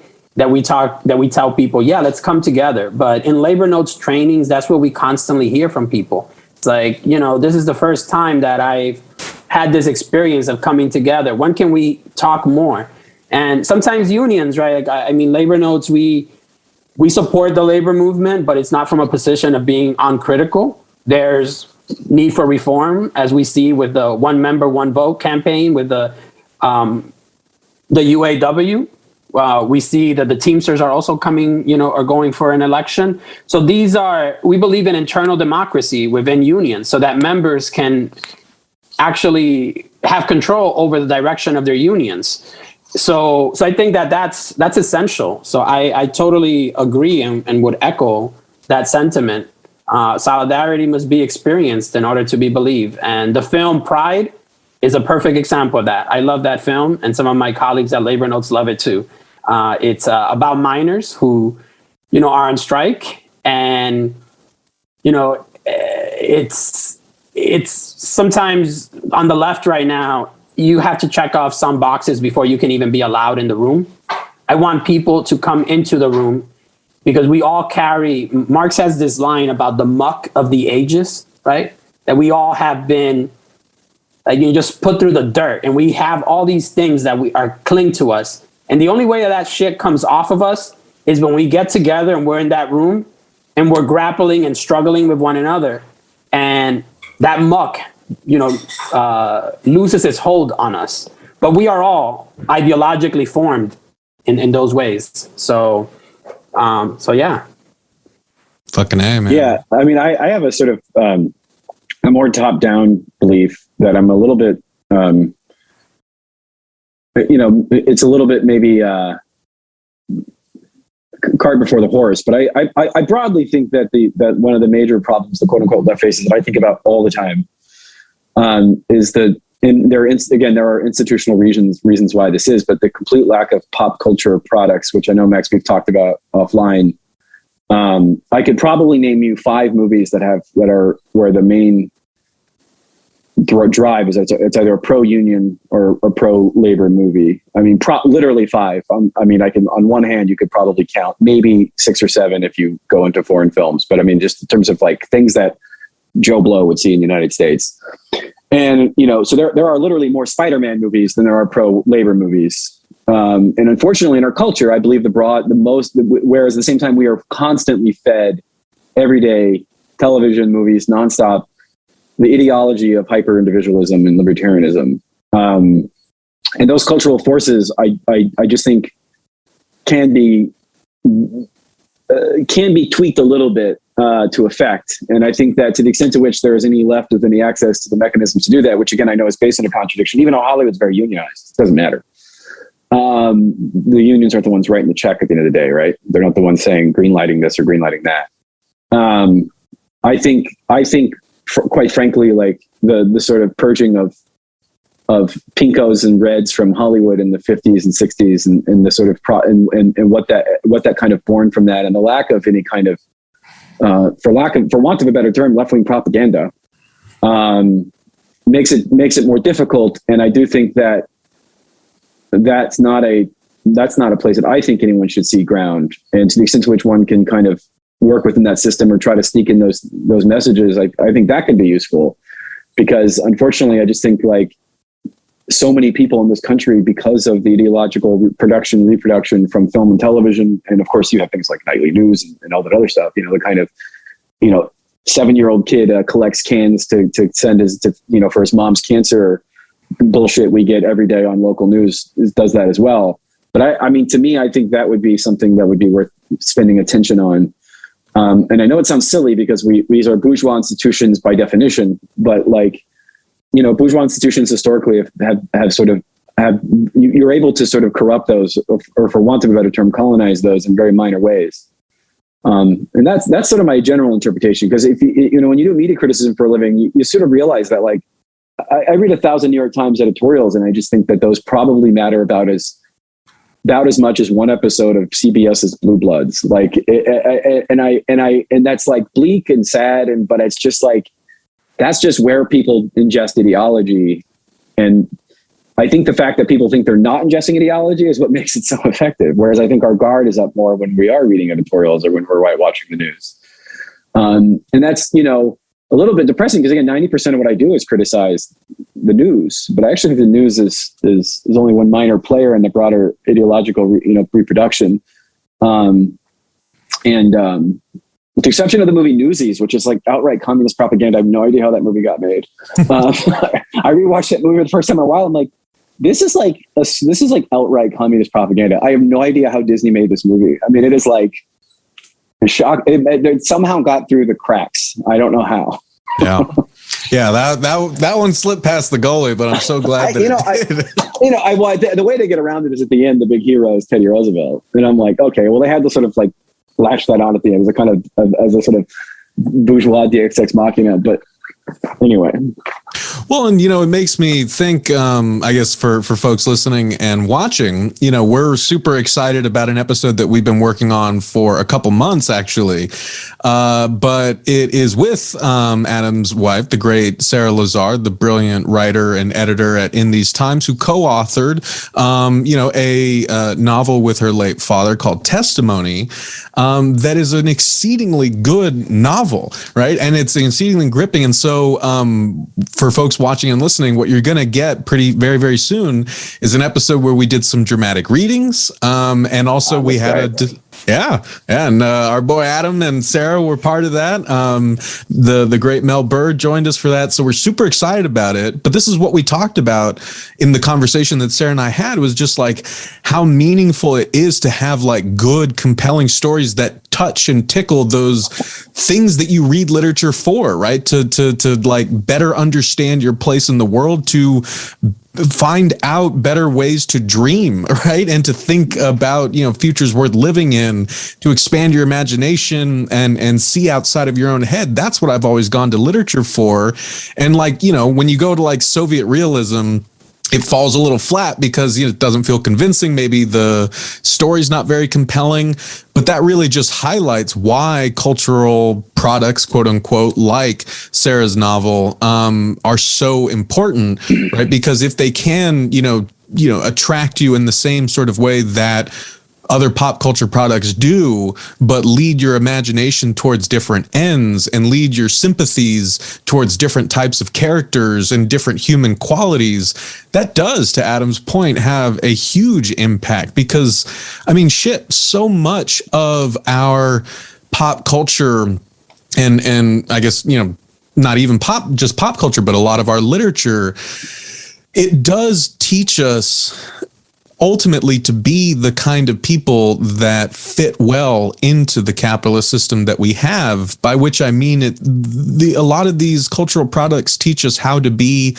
alone together, right? I think that's that big gap that we're talking about here, right? Where we don't have as many spaces like what Luis described, where we can be actually ourselves together, where we can actually become more than what we are now because of the ways that we interact with other people, as opposed to just being people in our little cars or our little apartments, people watching our specific Netflix feeds and dreaming about our own lives, but really only as far as kind of like our individual paths go. Well, Max, one thing you've been sort of, what y'all have been alluding to that I'm actually sort of to get your thoughts on, and then I have to run, but I want to get your thoughts on it, which is you sort of teased this idea of being together, and I'm sort of curious how y'all view the importance of physical gathering versus digital gathering. I know this is like something the left talks about a lot, but I want to get y'all's thoughts on it, because I'm sort of torn myself, and I know that there are considerations about that. We don't want to. I understand that there's a lot of ableism in dismissing digital activism, and I spend obviously 18 hours a day on Twitter, so I'm not one to talk either. But I'm sort of curious to hear y'all talk about the importance of physically getting together, and how the pandemic, because the right doesn't give a shit about that, right? The right-wing vigilantes, the Chesa Bodine recall group, the fucking anti-vax guys, those guys are getting together, right? They're not stopping that. The churches are getting together. They're not stopping that.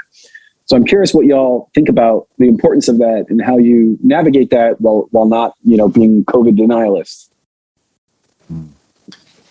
So since I just went on a long tear, I wanted to ask if Luis or Jules have any thoughts on that. Otherwise, I'll hop in.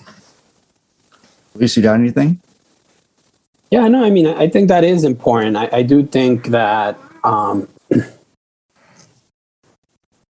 in my experience, in terms of organizing, I feel like sometimes people oversell like the impact of online efforts. you know, and when it comes down to it, the most important conversation that happens in an organizing campaign is between the co-workers at the same shop, right? So we think about Amazon.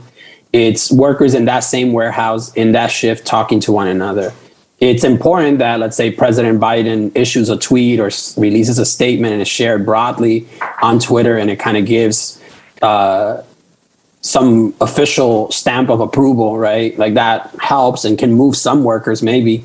But the most important person that will move a worker is the person that you work with, you know, at your shop. And what Amazon understands so well, and that's why the turnover is so high, is that they actively try to mitigate against the ability of workers to form those bonds on the shop floor, right? They choose workers that live far from one another, so they have to drive, so that when they leave work, they're so exhausted and beaten down that they're not going to stop to talk to someone. So I think that because of that. Wait, hold on. I'm going to back up there. You're saying Amazon specifically make sure that they actually take action. I mean, again, this doesn't surprise me necessarily, but I'm curious. They use whatever sort of secret sauce algorithm or managerial software to make sure people who work physically close to each other don't get off at the same time and don't live next to each other, to avoid like a beer over at Buffalo Wild Wings where they bitch about their boss. Right. So I'll give you a concrete example. So here in New York City, right, there are delivery stations that Amazon has. They have one in Woodside, which is a predominantly Latino neighborhood. And they have obviously the big fulfillment center in Staten Island. So when you look at where people live, right, they don't live in those very same communities. You have people, and this is something that Amazon workers have picked up on and they've shared, right? I've asked Amazon spokespeople about, especially for the Bessemer campaign, I was like, how were you able to staff up so quickly? You know, once they flooded the bargaining unit and they hire like about 5,000 people, I was like, how were you able to do that? It's such a quick, turnaround. Like people struggle like hiring, and, part of they didn't answer the question. Like they told me, we use a number of resources online, blah, blah, blah. But I know that in warehouses here, like if you look at where the facilities are and where the workers are coming from, there's a difference in terms of demographics, so that they're not crowding people together, right? And I mean, at Labor Notes, we talk about how the boss keeps us disorganized. And a lot of that goes into how the boss organizes the workspace, like literally. So in terms of Amazon, people are constantly moved from one job to another. So if you're a water spider, as they call it, that gives you mobility in the warehouse, so you could talk to workers. So if they see you're an organizer, they'll move you to become a stower where you're fixed, bolted down.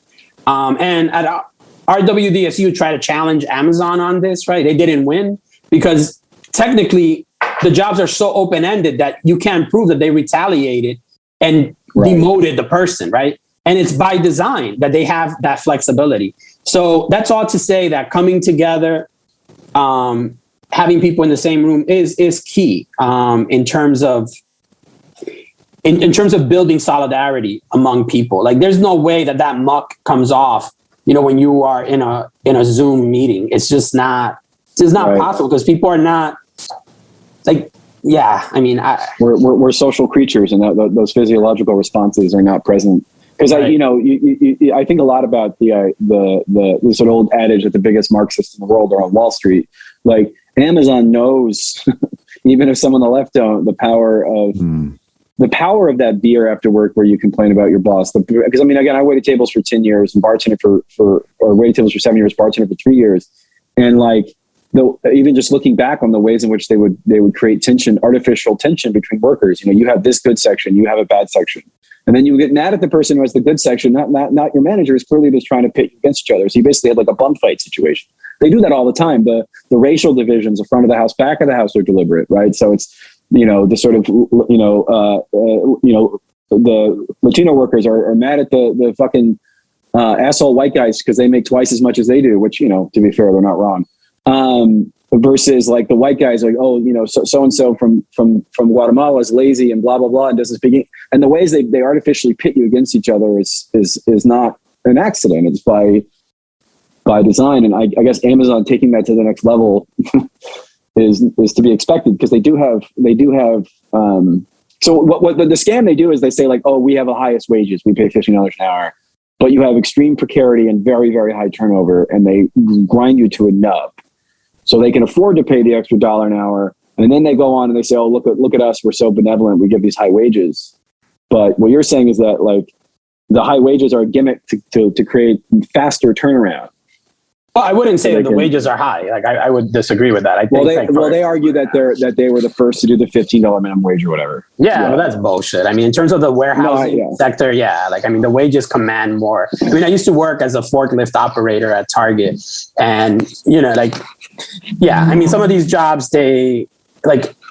That's it's just something that we have to look at the local conditions. That's actually one thing that Amazon does, is that it drives down standards. So they come into a place, they drive down wages. That's why the Teamsters, are taking them on, because if, like they're basically, the Teamsters have elevated, and other unions, that's the fight, right? Let's raise standards for everybody. Even workers that are not in a union, where there's a union, the standards go up. Yep. Amazon has the opposite effect. Let's bring them down, right? Mm-hmm. So yeah. But I know, Jules, you wanted to say something, so I don't want to. No, it's all good. I have a whole thing to string together, and I'm hoping that I do it well enough to communicate kind of the intersections of all these different points. But like going back to, I mean, the need for physical socialization, being in the room with someone.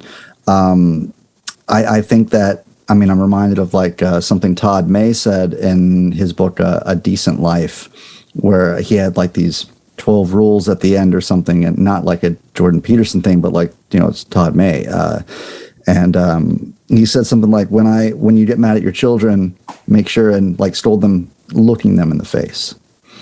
And when you do that, you're not going to react with anger as quickly as you might if you were detached from that, is sort of the point, like even in talking to people online, obviously there's a detachment from the acknowledgement of the humanity on the other side of a keyboard. And obviously that's made social media just this, algorithmic sort of boiling point in our society, which is awful, right? I feel attacked, but go ahead. Well, we're all guilty of it, man. I have several. I dunk on people for a living, buddy. You better watch it. Well, I appreciate when you dunk on people, though, which is part of the. Well, the general rule is you want to try to punch up. That way you don't feel like an asshole. And then there's those edge cases where you're like, is this person not really? Right. Or am I just kind of going for a cheap dunk? But I also like, I think that part of the greater project of working people, the podcast, is to thread together this shared sense of humanity, the shared sense of like, we're all workers, the shared sense of like, maybe at times it's a common enemy, and maybe at times it's common grievances, but overall it is within, obviously, the spectrum of being part of the working class. And so in threading together that community, there are certain obstacles, right? And part of what we're fighting against is convincing that person or listener or what have you that they actually are part of that working class. I mean, Max, you've said it before, that kind of one of the great American tragedies is like an entire class of workers who like at times don't want to even admit to themselves that they are the working class, that we've been so ideologically programmed. And this goes way back in the conversation to where we're talking about like civic religion, when we're talking about how, I mean, for me, it comes down to like, people, we're social creatures. And when I talk to like ex-evangelicals, what they miss is not the religion or anything like that. It's the community. So that being a part of what humans ultimately need, socialization with each other and community. It seems like when you have a society where the points of community are stripped and everything's overly commodified, and so we lose these commons, and the online commons is not necessarily like doing the same thing that an in-person commons would provide. I think that people naturally, like I said, like we'd rather them join the DSA than a mega church. But who's to say that they even find community within either of those, maybe they just opt into ultra like patriotism, because that's a shared sense of community, that they have lots of people that like, that think the United States is the number one country in the world and that we are a force for good in the world. And so part of the obstacle of working people in trying to convince people that they are part of the working class, or at least the shared sense of community, I think that the reason why that obstacle is so difficult to overcome is on the one level, it's ideological programming from a small age, sure. But on the other side, it really is a civic religion. You look at the sacred documents of the Declaration of Independence. You look at the larger than life monuments that are in our capital. This has taken on, I mean, even going back into history with with the parallels of like the death of Abraham Lincoln to Jesus Christ, Lincoln dying on Good Friday, the kind of national funeral that happened after that, and the way the United States, the secular religion thing, the civic religion thing, I think in terms of monuments and the documents and everything, this really got a huge shot in the arm when the United States became a more solidified country after the Civil War by taking on the burdens of Civil War death and all of that. So I don't know if I've done a good enough job tying all this stuff together, but I think that the physical encounters with people, at a very minimum, it makes it that much more difficult to deny or to not acknowledge the humanity of someone that has certain things in common with you, right? That suffer from the same things. And so I think to the degree that physical spaces and getting together physically outside of the digital realm, I think that's the left has to use that.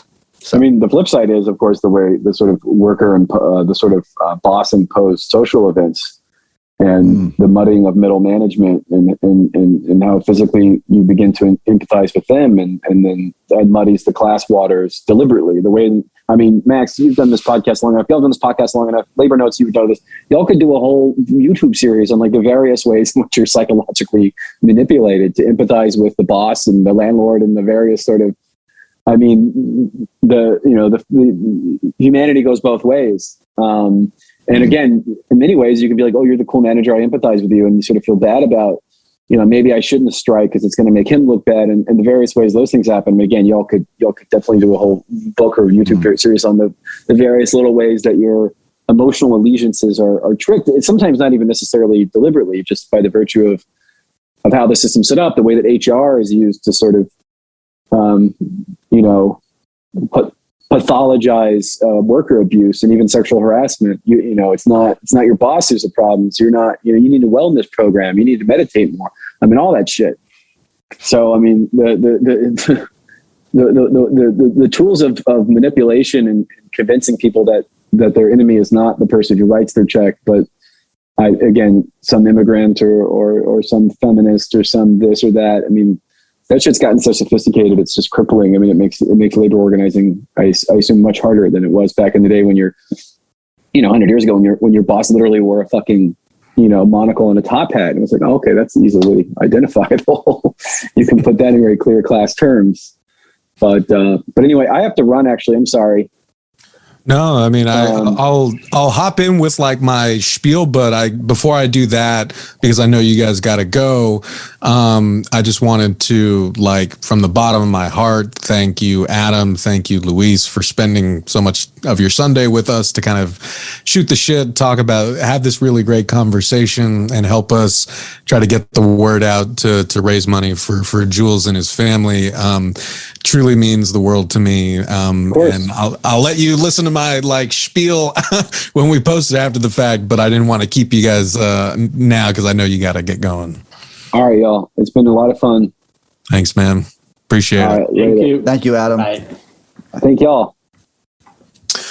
Okay. So by way, I guess, of rounding out, because that was really great. And Jules and I had like some kind of fun, dopey like prompts to keep the conversation going in case it lagged about Halloween. And I think one of them was, is pumpkin carving ethical?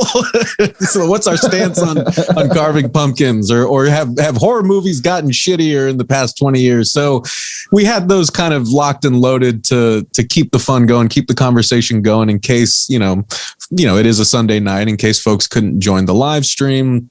But then lo and behold, Brian jumped on, and it was great to see him there.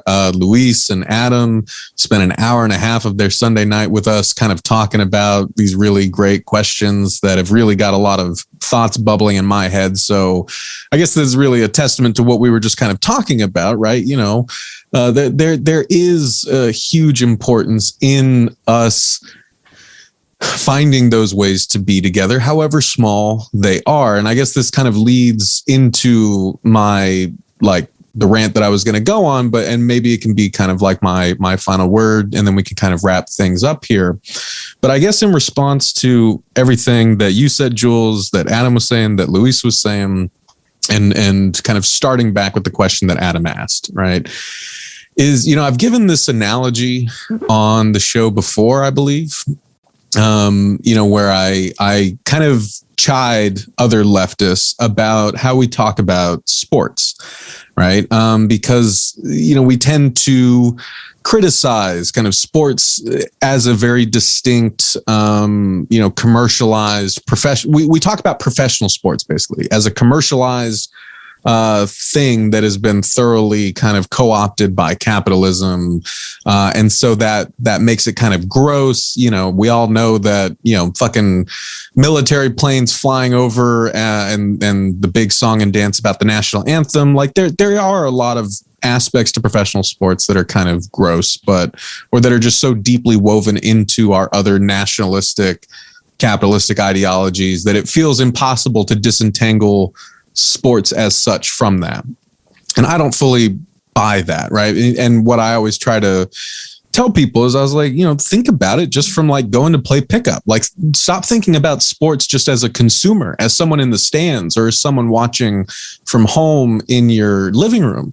Think about what sports mean to those who play them, right? Think about how, little in the rest of our lives we actually have those kinds of spaces where, like, I used to love, before I blew out my knee, going to play pickup basketball was probably my favorite thing in the world to do. It's probably the thing I spent more time doing, either shooting around in our hoop back home, playing with my brothers, going to the junior high and playing pickup there. Like, it was a huge part of my life until the knee injury kind of took that away. But there was so much that I got from that I couldn't get in other areas of my life, right? The experience of going to a place, sitting like on the bench or walking up the sideline and talking to people that I may have never seen before, or recognizing people that I played with before.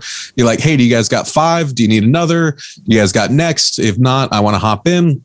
And so then you're thrust into the situation where, in a very short window of time, you are playing basketball with, could be 6 other guys, could be 5-on-5, a lot of whom you may not have met before or may not really know very well outside of that context. But in that limited amount of time and in that limited amount of space, with those rules in place to keep the game going, you have to figure out ways to work together to achieve a common goal. You have to identify each other's strengths and weaknesses.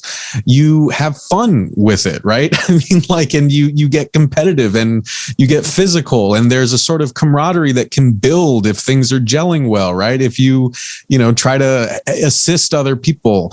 The point being is that even in such a localized space like a pickup, like a blacktop court where you play pickup, you engage in that kind of social relationship that I do believe has a really lasting impact on you and makes you feel closer to people who, if you see those people in other contexts, like if you pass them in the aisle at a supermarket, you're just going to blow right past them, right? They're almost like non-entities. That's what I mean by like the whole culture of being alone together, right? If we're walking through the aisles of a grocery store, you know, and the same people who we end up kind of playing 5-on-5 with at a junior high pass us by, they're nothing to us and we're nothing to them. And so the point being is, by way of answering Adam's question, is that I actually think that there are tons of ways that we can and should be and on occasion do kind of work with one another, relate to one another in those kinds of ways that make us, that bring out the best in us, that make us kind of relate to each other in ways that aren't prescribed by the kind of hegemonic system that oppresses us. I guess that's where I'm kind of going with it.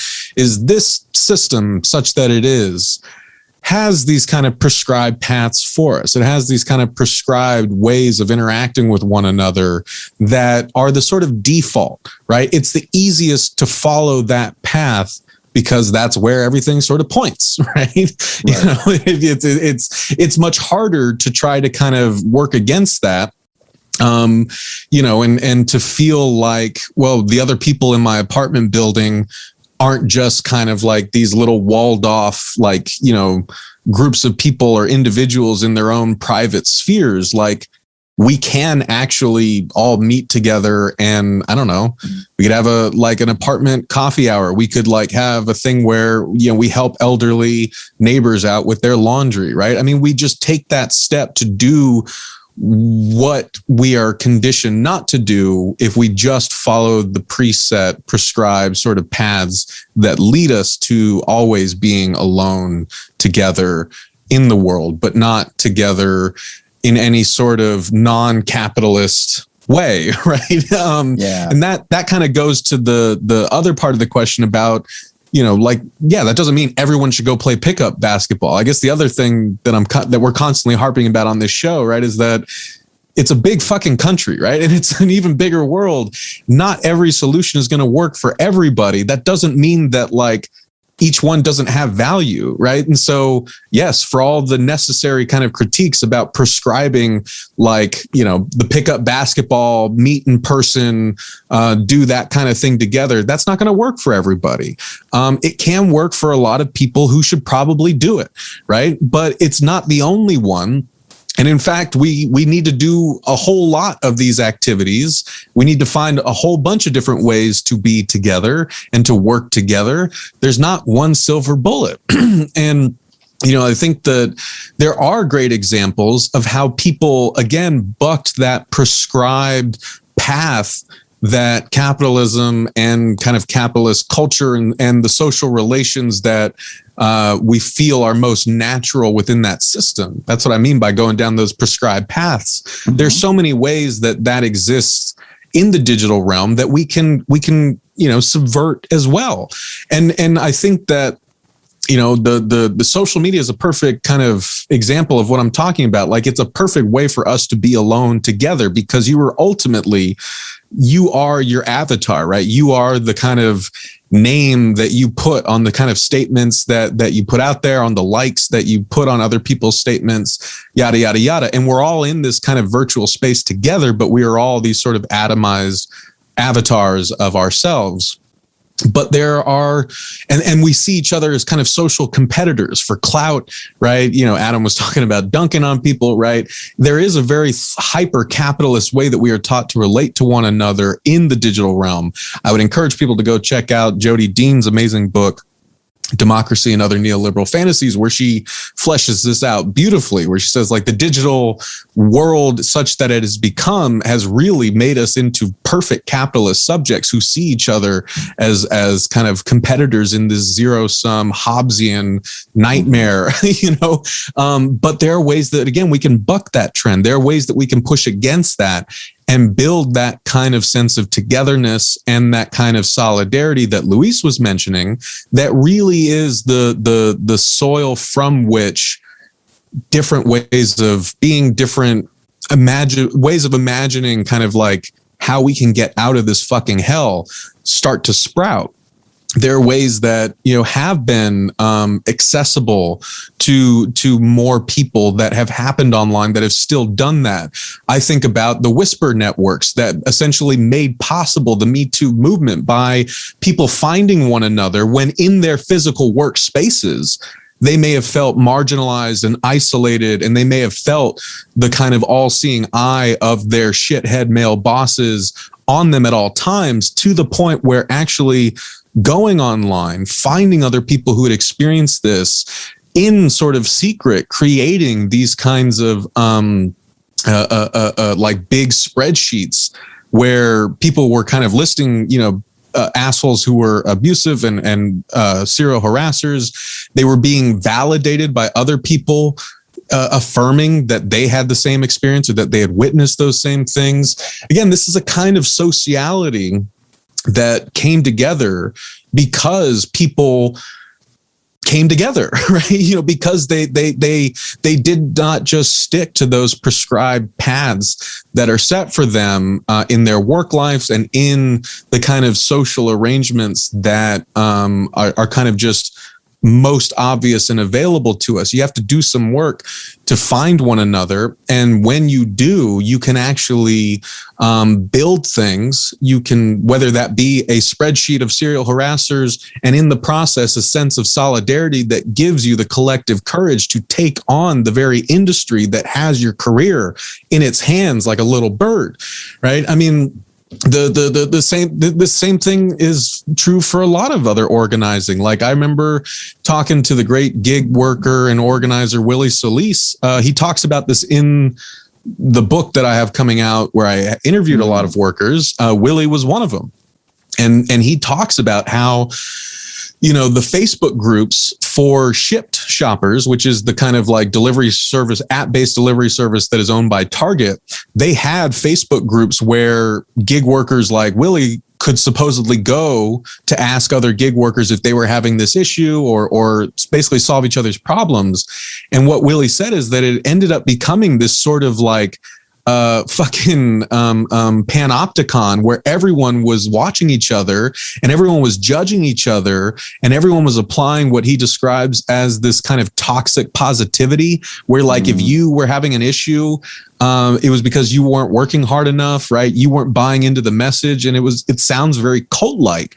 And so, that's an example again of like those, what Adam said, like that this kind of cuts both ways, right? So those spaces on their own are not going to do it. And so this actually forced people like Willie to start reaching out to other ship shoppers individually. And the amazing story that Willie told me is that he ended up talking to like 600 ship shoppers in the span of like 2 weeks. And just the stories that people were sharing because someone had taken that step to actually ask, right? Because that's not the step that's not the prescribed path. You are not encouraged to do that. You were actually encouraged to only kind of focus on the orders that come through your app.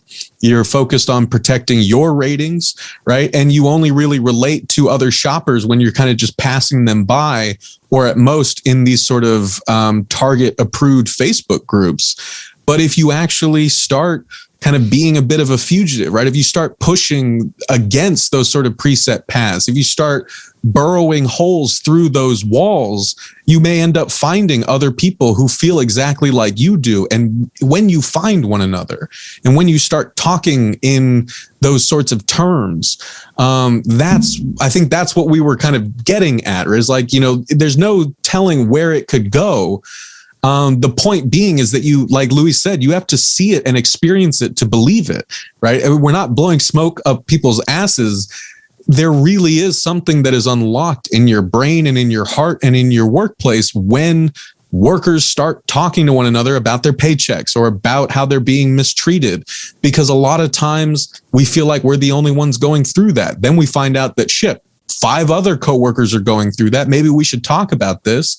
That experience, it catalyzes things and it creates possibilities that kind of ripple out in ways that we can't quite understand or anticipate. So this is a very long, like, ranty way of answering kind of Adam's essential question. But I think, like, you know, again, basic points are we need to walk and chew gum at the same time. There are a lot of different ways to do this, that some that are more accessible than others. But again, it's a big fucking country. No one option has to serve all people. We just have to kind of use as many tools as we possibly can, and in the best context, and make them best work in the context that they do to be effective and to, you know, bring people together so that they can sort of achieve those kinds of ends. For folks on a picket line in Omaha, that may be kind of showing up and bringing pizza and physically being there and talking to workers who are on that picket line, right? For folks who want to engage in a boycott, you know, like there are other ways that you can do that, both in person or online.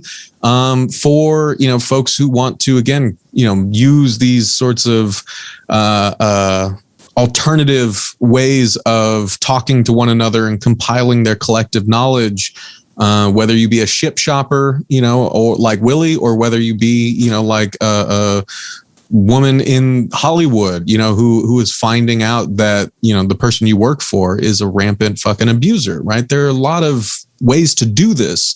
The main point being is that as workers and as citizens in a capitalist society that trains us to dream capitalist dreams, right? So that we can achieve fulfillment in capitalist terms, those terms are always going to lead us to a place where we are ultimately alone, right? And where we ultimately, whatever success we may have, will not challenge the arrangement of the system that provides that success, right? So that is where those preset paths go, to all of us being kind of these individual points lost in an expansive sky up above us that are never kind of connected in any sort of constellation of togetherness, belonging, and solidarity, right? There you go. That's I guess my kind of long-winded answer is that is where the preset paths lead us. If we want to actually kind of change the very system that sets those paths, we have to first start to kind of like go against the grain and go different places, wander off different paths, find each other in different spaces, talk to each other in different contexts about different things besides what do you do for a living, right? You know, like, or stuff like that. There are so many ways that we, in fact, can be together that we don't even think about because we are just so locked into the basic presets of the system that we currently live in. So, Jules, do you have anything to do with that before I kind of wrap things up? Yeah, I think you said quite a bit there, and I think it all, you know, I'd like to respond to it by kind of circling back and to where we started this entire conversation around like the concept of like monetizing your passion, you know, and I think that you said it best when you said that, you know, if we have capitalist dreams, we will end up being fulfilled in capitalist sort of approved methods, you know. And so what I mean by there's always like this tension within monetizing your passion, that you're passionate about something, but you're going to do something else so that way you can fund this, or you're going to take this and then really focus on that and really try to monetize that by doing that.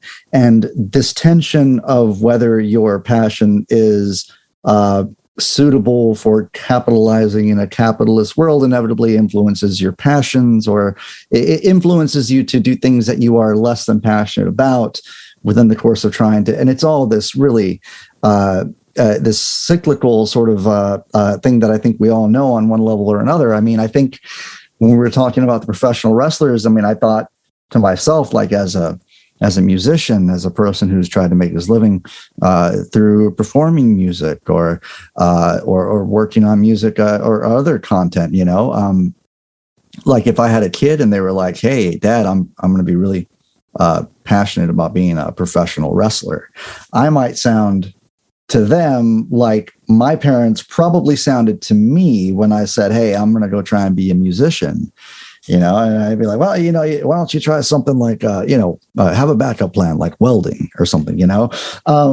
So all that to being said, there is it's crucially important that we deviate from the past where everything points, because, and I think that, Adam was right, and it is relevant to the point of us needing to deviate into less charted or uncharted paths to achieve non-capitalist sanctioned fulfillment. In that, I think that like the moment your brain starts to turn on with like at a young age of being cynical around Santa Claus or something is the moment that is the seed that kind of germinates into so many things, including the willingness to look for the paths that are not, pre-prescribed. And I think that there have been, philosophers that have tried to, like Deleuze and Guattari, who are like, hey, let's get out of this Oedipus trap. Let's get psychoanalysis out of this Freudian ensnarement where everything is interpreted through this lens, and let's take a broader creative approach that's more affirming in that there are so many other possibilities out there. Why are we ensnared by this? And likewise, why are our dreams ensnared by capitalism in such a way that they, like your conversation with Robin D.G. Kelly about how like the dreams this world gives us, as you said, are just like not good enough, and that we need to have better dreams in order to have better, aspirations of what is possible. And so I mean, wrapping all that together, I don't really know what to say to wrap that all together, other than I think that we made a complete circle back to the beginning of the conversation somehow. And, it was amazing having Adam here and hearing from Luis and Brian. I mean, I thought it was we didn't know what kind of conversation it was going to be. But when people started talking about civic religion, I was like, ooh, Spidey, senses going up, man. So Jules perk right up. Yeah. And I mean, I was always, really curious to hear what Adam and Luis and you had to say, because like, as you probably know, we've talked about a lot of civic religion on No Easy Answers. And part of me, I mean, I don't know, man. What does me a lot of good and provides a lot of affirmation is like knowing that I've had these thoughts, and then knowing that other people have shared in these thoughts. And so when I find something that's really intriguing, like the thought of, I did what was it? Adam mentioned also about after a plague, kind of a rebellion happens, or maybe that was Luis. I can't remember who said it. But like it goes back to understanding, like Barbara Tuchman's book about the calamities in 14th century Europe is an incredible book about the ways the social fabric shifts as a result of these sort of mass tragedies, mass death. And so it may seem kind of incommensurate to like compare the Civil War with that, but I did a whole episode kind of seeing how the social fabric changes after something like the Civil War, with the amount of casualties we had then, and what happens when half of Europe dies of the Black Plague. So yeah, I mean, it's really important that we reach out to each other, physical space or over online, just as like, if you're having a thought, then somebody else is having that thought. And when those two people who are having those thoughts get to discuss that leads to other thoughts that are outside of your pre-prescribed modes. Is nothing in this world is kind of, pushing you within the realm of capitalism to talk to that person, to share those ideas. And that's not how we're trained. And so it is, it's really important just to say, on one level, it's like saying hello to a person at a toll booth. You may not ever see that person again, but it is like worthwhile to say hello, how are you, or have a nice day, or something to that end, because it like affirms this linking that we have of a shared common humanity, and that sharing is maybe the if anything, online, right? I mean, I feel like part of the reason why we can even have these discussions about increasing the social welfare system is like people got online and realized, hey, in Italy, they got like double salary in December, and they got these really nice things over in Italy. And why don't we have those here? And then these questions, but all because we we are connected, and those things don't happen without connection. And so I guess that's what I'd have to say about that. Yeah, no, I mean, I'm glad that we ended up there, because that's kind of where I was gonna kind of offer a final thought, right, about, you know, to really kind of make concrete our kind of philosophical opining about, you know, going against the grain of what capitalist society trains us to do. I guess, like, you know, you made the perfect point, right? Is that, like, that doesn't, and this is where I mentioned earlier when we were talking to Luis and Adam, is I was like, I think the thing that makes me hopeful is that it's not as far away as we think it is, right? It's not as impossible to imagine as we may feel it is. It could be just like a hair's width away from what we currently do, but the difference could open up a universe of possibilities.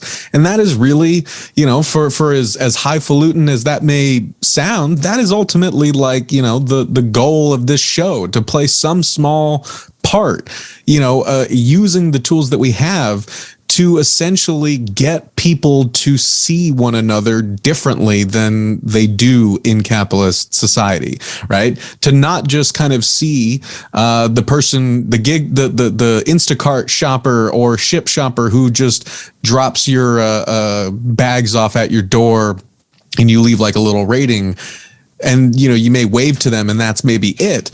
That's how the kind of system that is arranged wants you to see one another as customer and you know, worker, and that's the end of their kind of relationship. But if you hear kind of, hopefully, the stories that we try to share on the show, and we're by no means the only ones doing it, that's what also makes me hopeful, is that there are a lot of people out there who are trying to get others to listen to one another differently, and to listen to people who we normally don't listen to, and talk about themselves in ways we don't normally kind of think about or ask them to talk about themselves. But if we start to do that, then, like you said, you start to see, like, that actually people aren't as far away from you as you feel on a day-to-day basis. It may feel like such an impossible task to ask someone about where they grew up, right? You know, even if they live next door to you, even if they work on the same shop floor as you. But once you kind of start making those connections, you see each other in a different way. You sympathize with one another in a different way. You realize the things that you have in common. You appreciate and take interest in the things that you don't have in common. You try to understand, you know, more of the world and people's lives, more of the stuff that exists outside of your own head, like I said. So, like, it, you know, for as revolutionary as the thought may be, the practicality of doing differently and being differently and finding each other in ways that go against the grain of those preset sort of like paths that capitalist life sets for us, you know, small steps do matter, right? Small steps open up big possibilities, I guess is the way that I would put it. And that's, you know, what we've ultimately been hoping to do, in however small a part, with this show. That's how I'm renewed by little examples like this, where we have a friend in need whose family needs, you know, like money. I put out a call, you know, where we can't all be in a space together, but here come friends jumping in, helping us like spread the word. People we may never have met face to face are donating money to this because of that, the goodness of their own hearts, and because of the solidarity that they feel.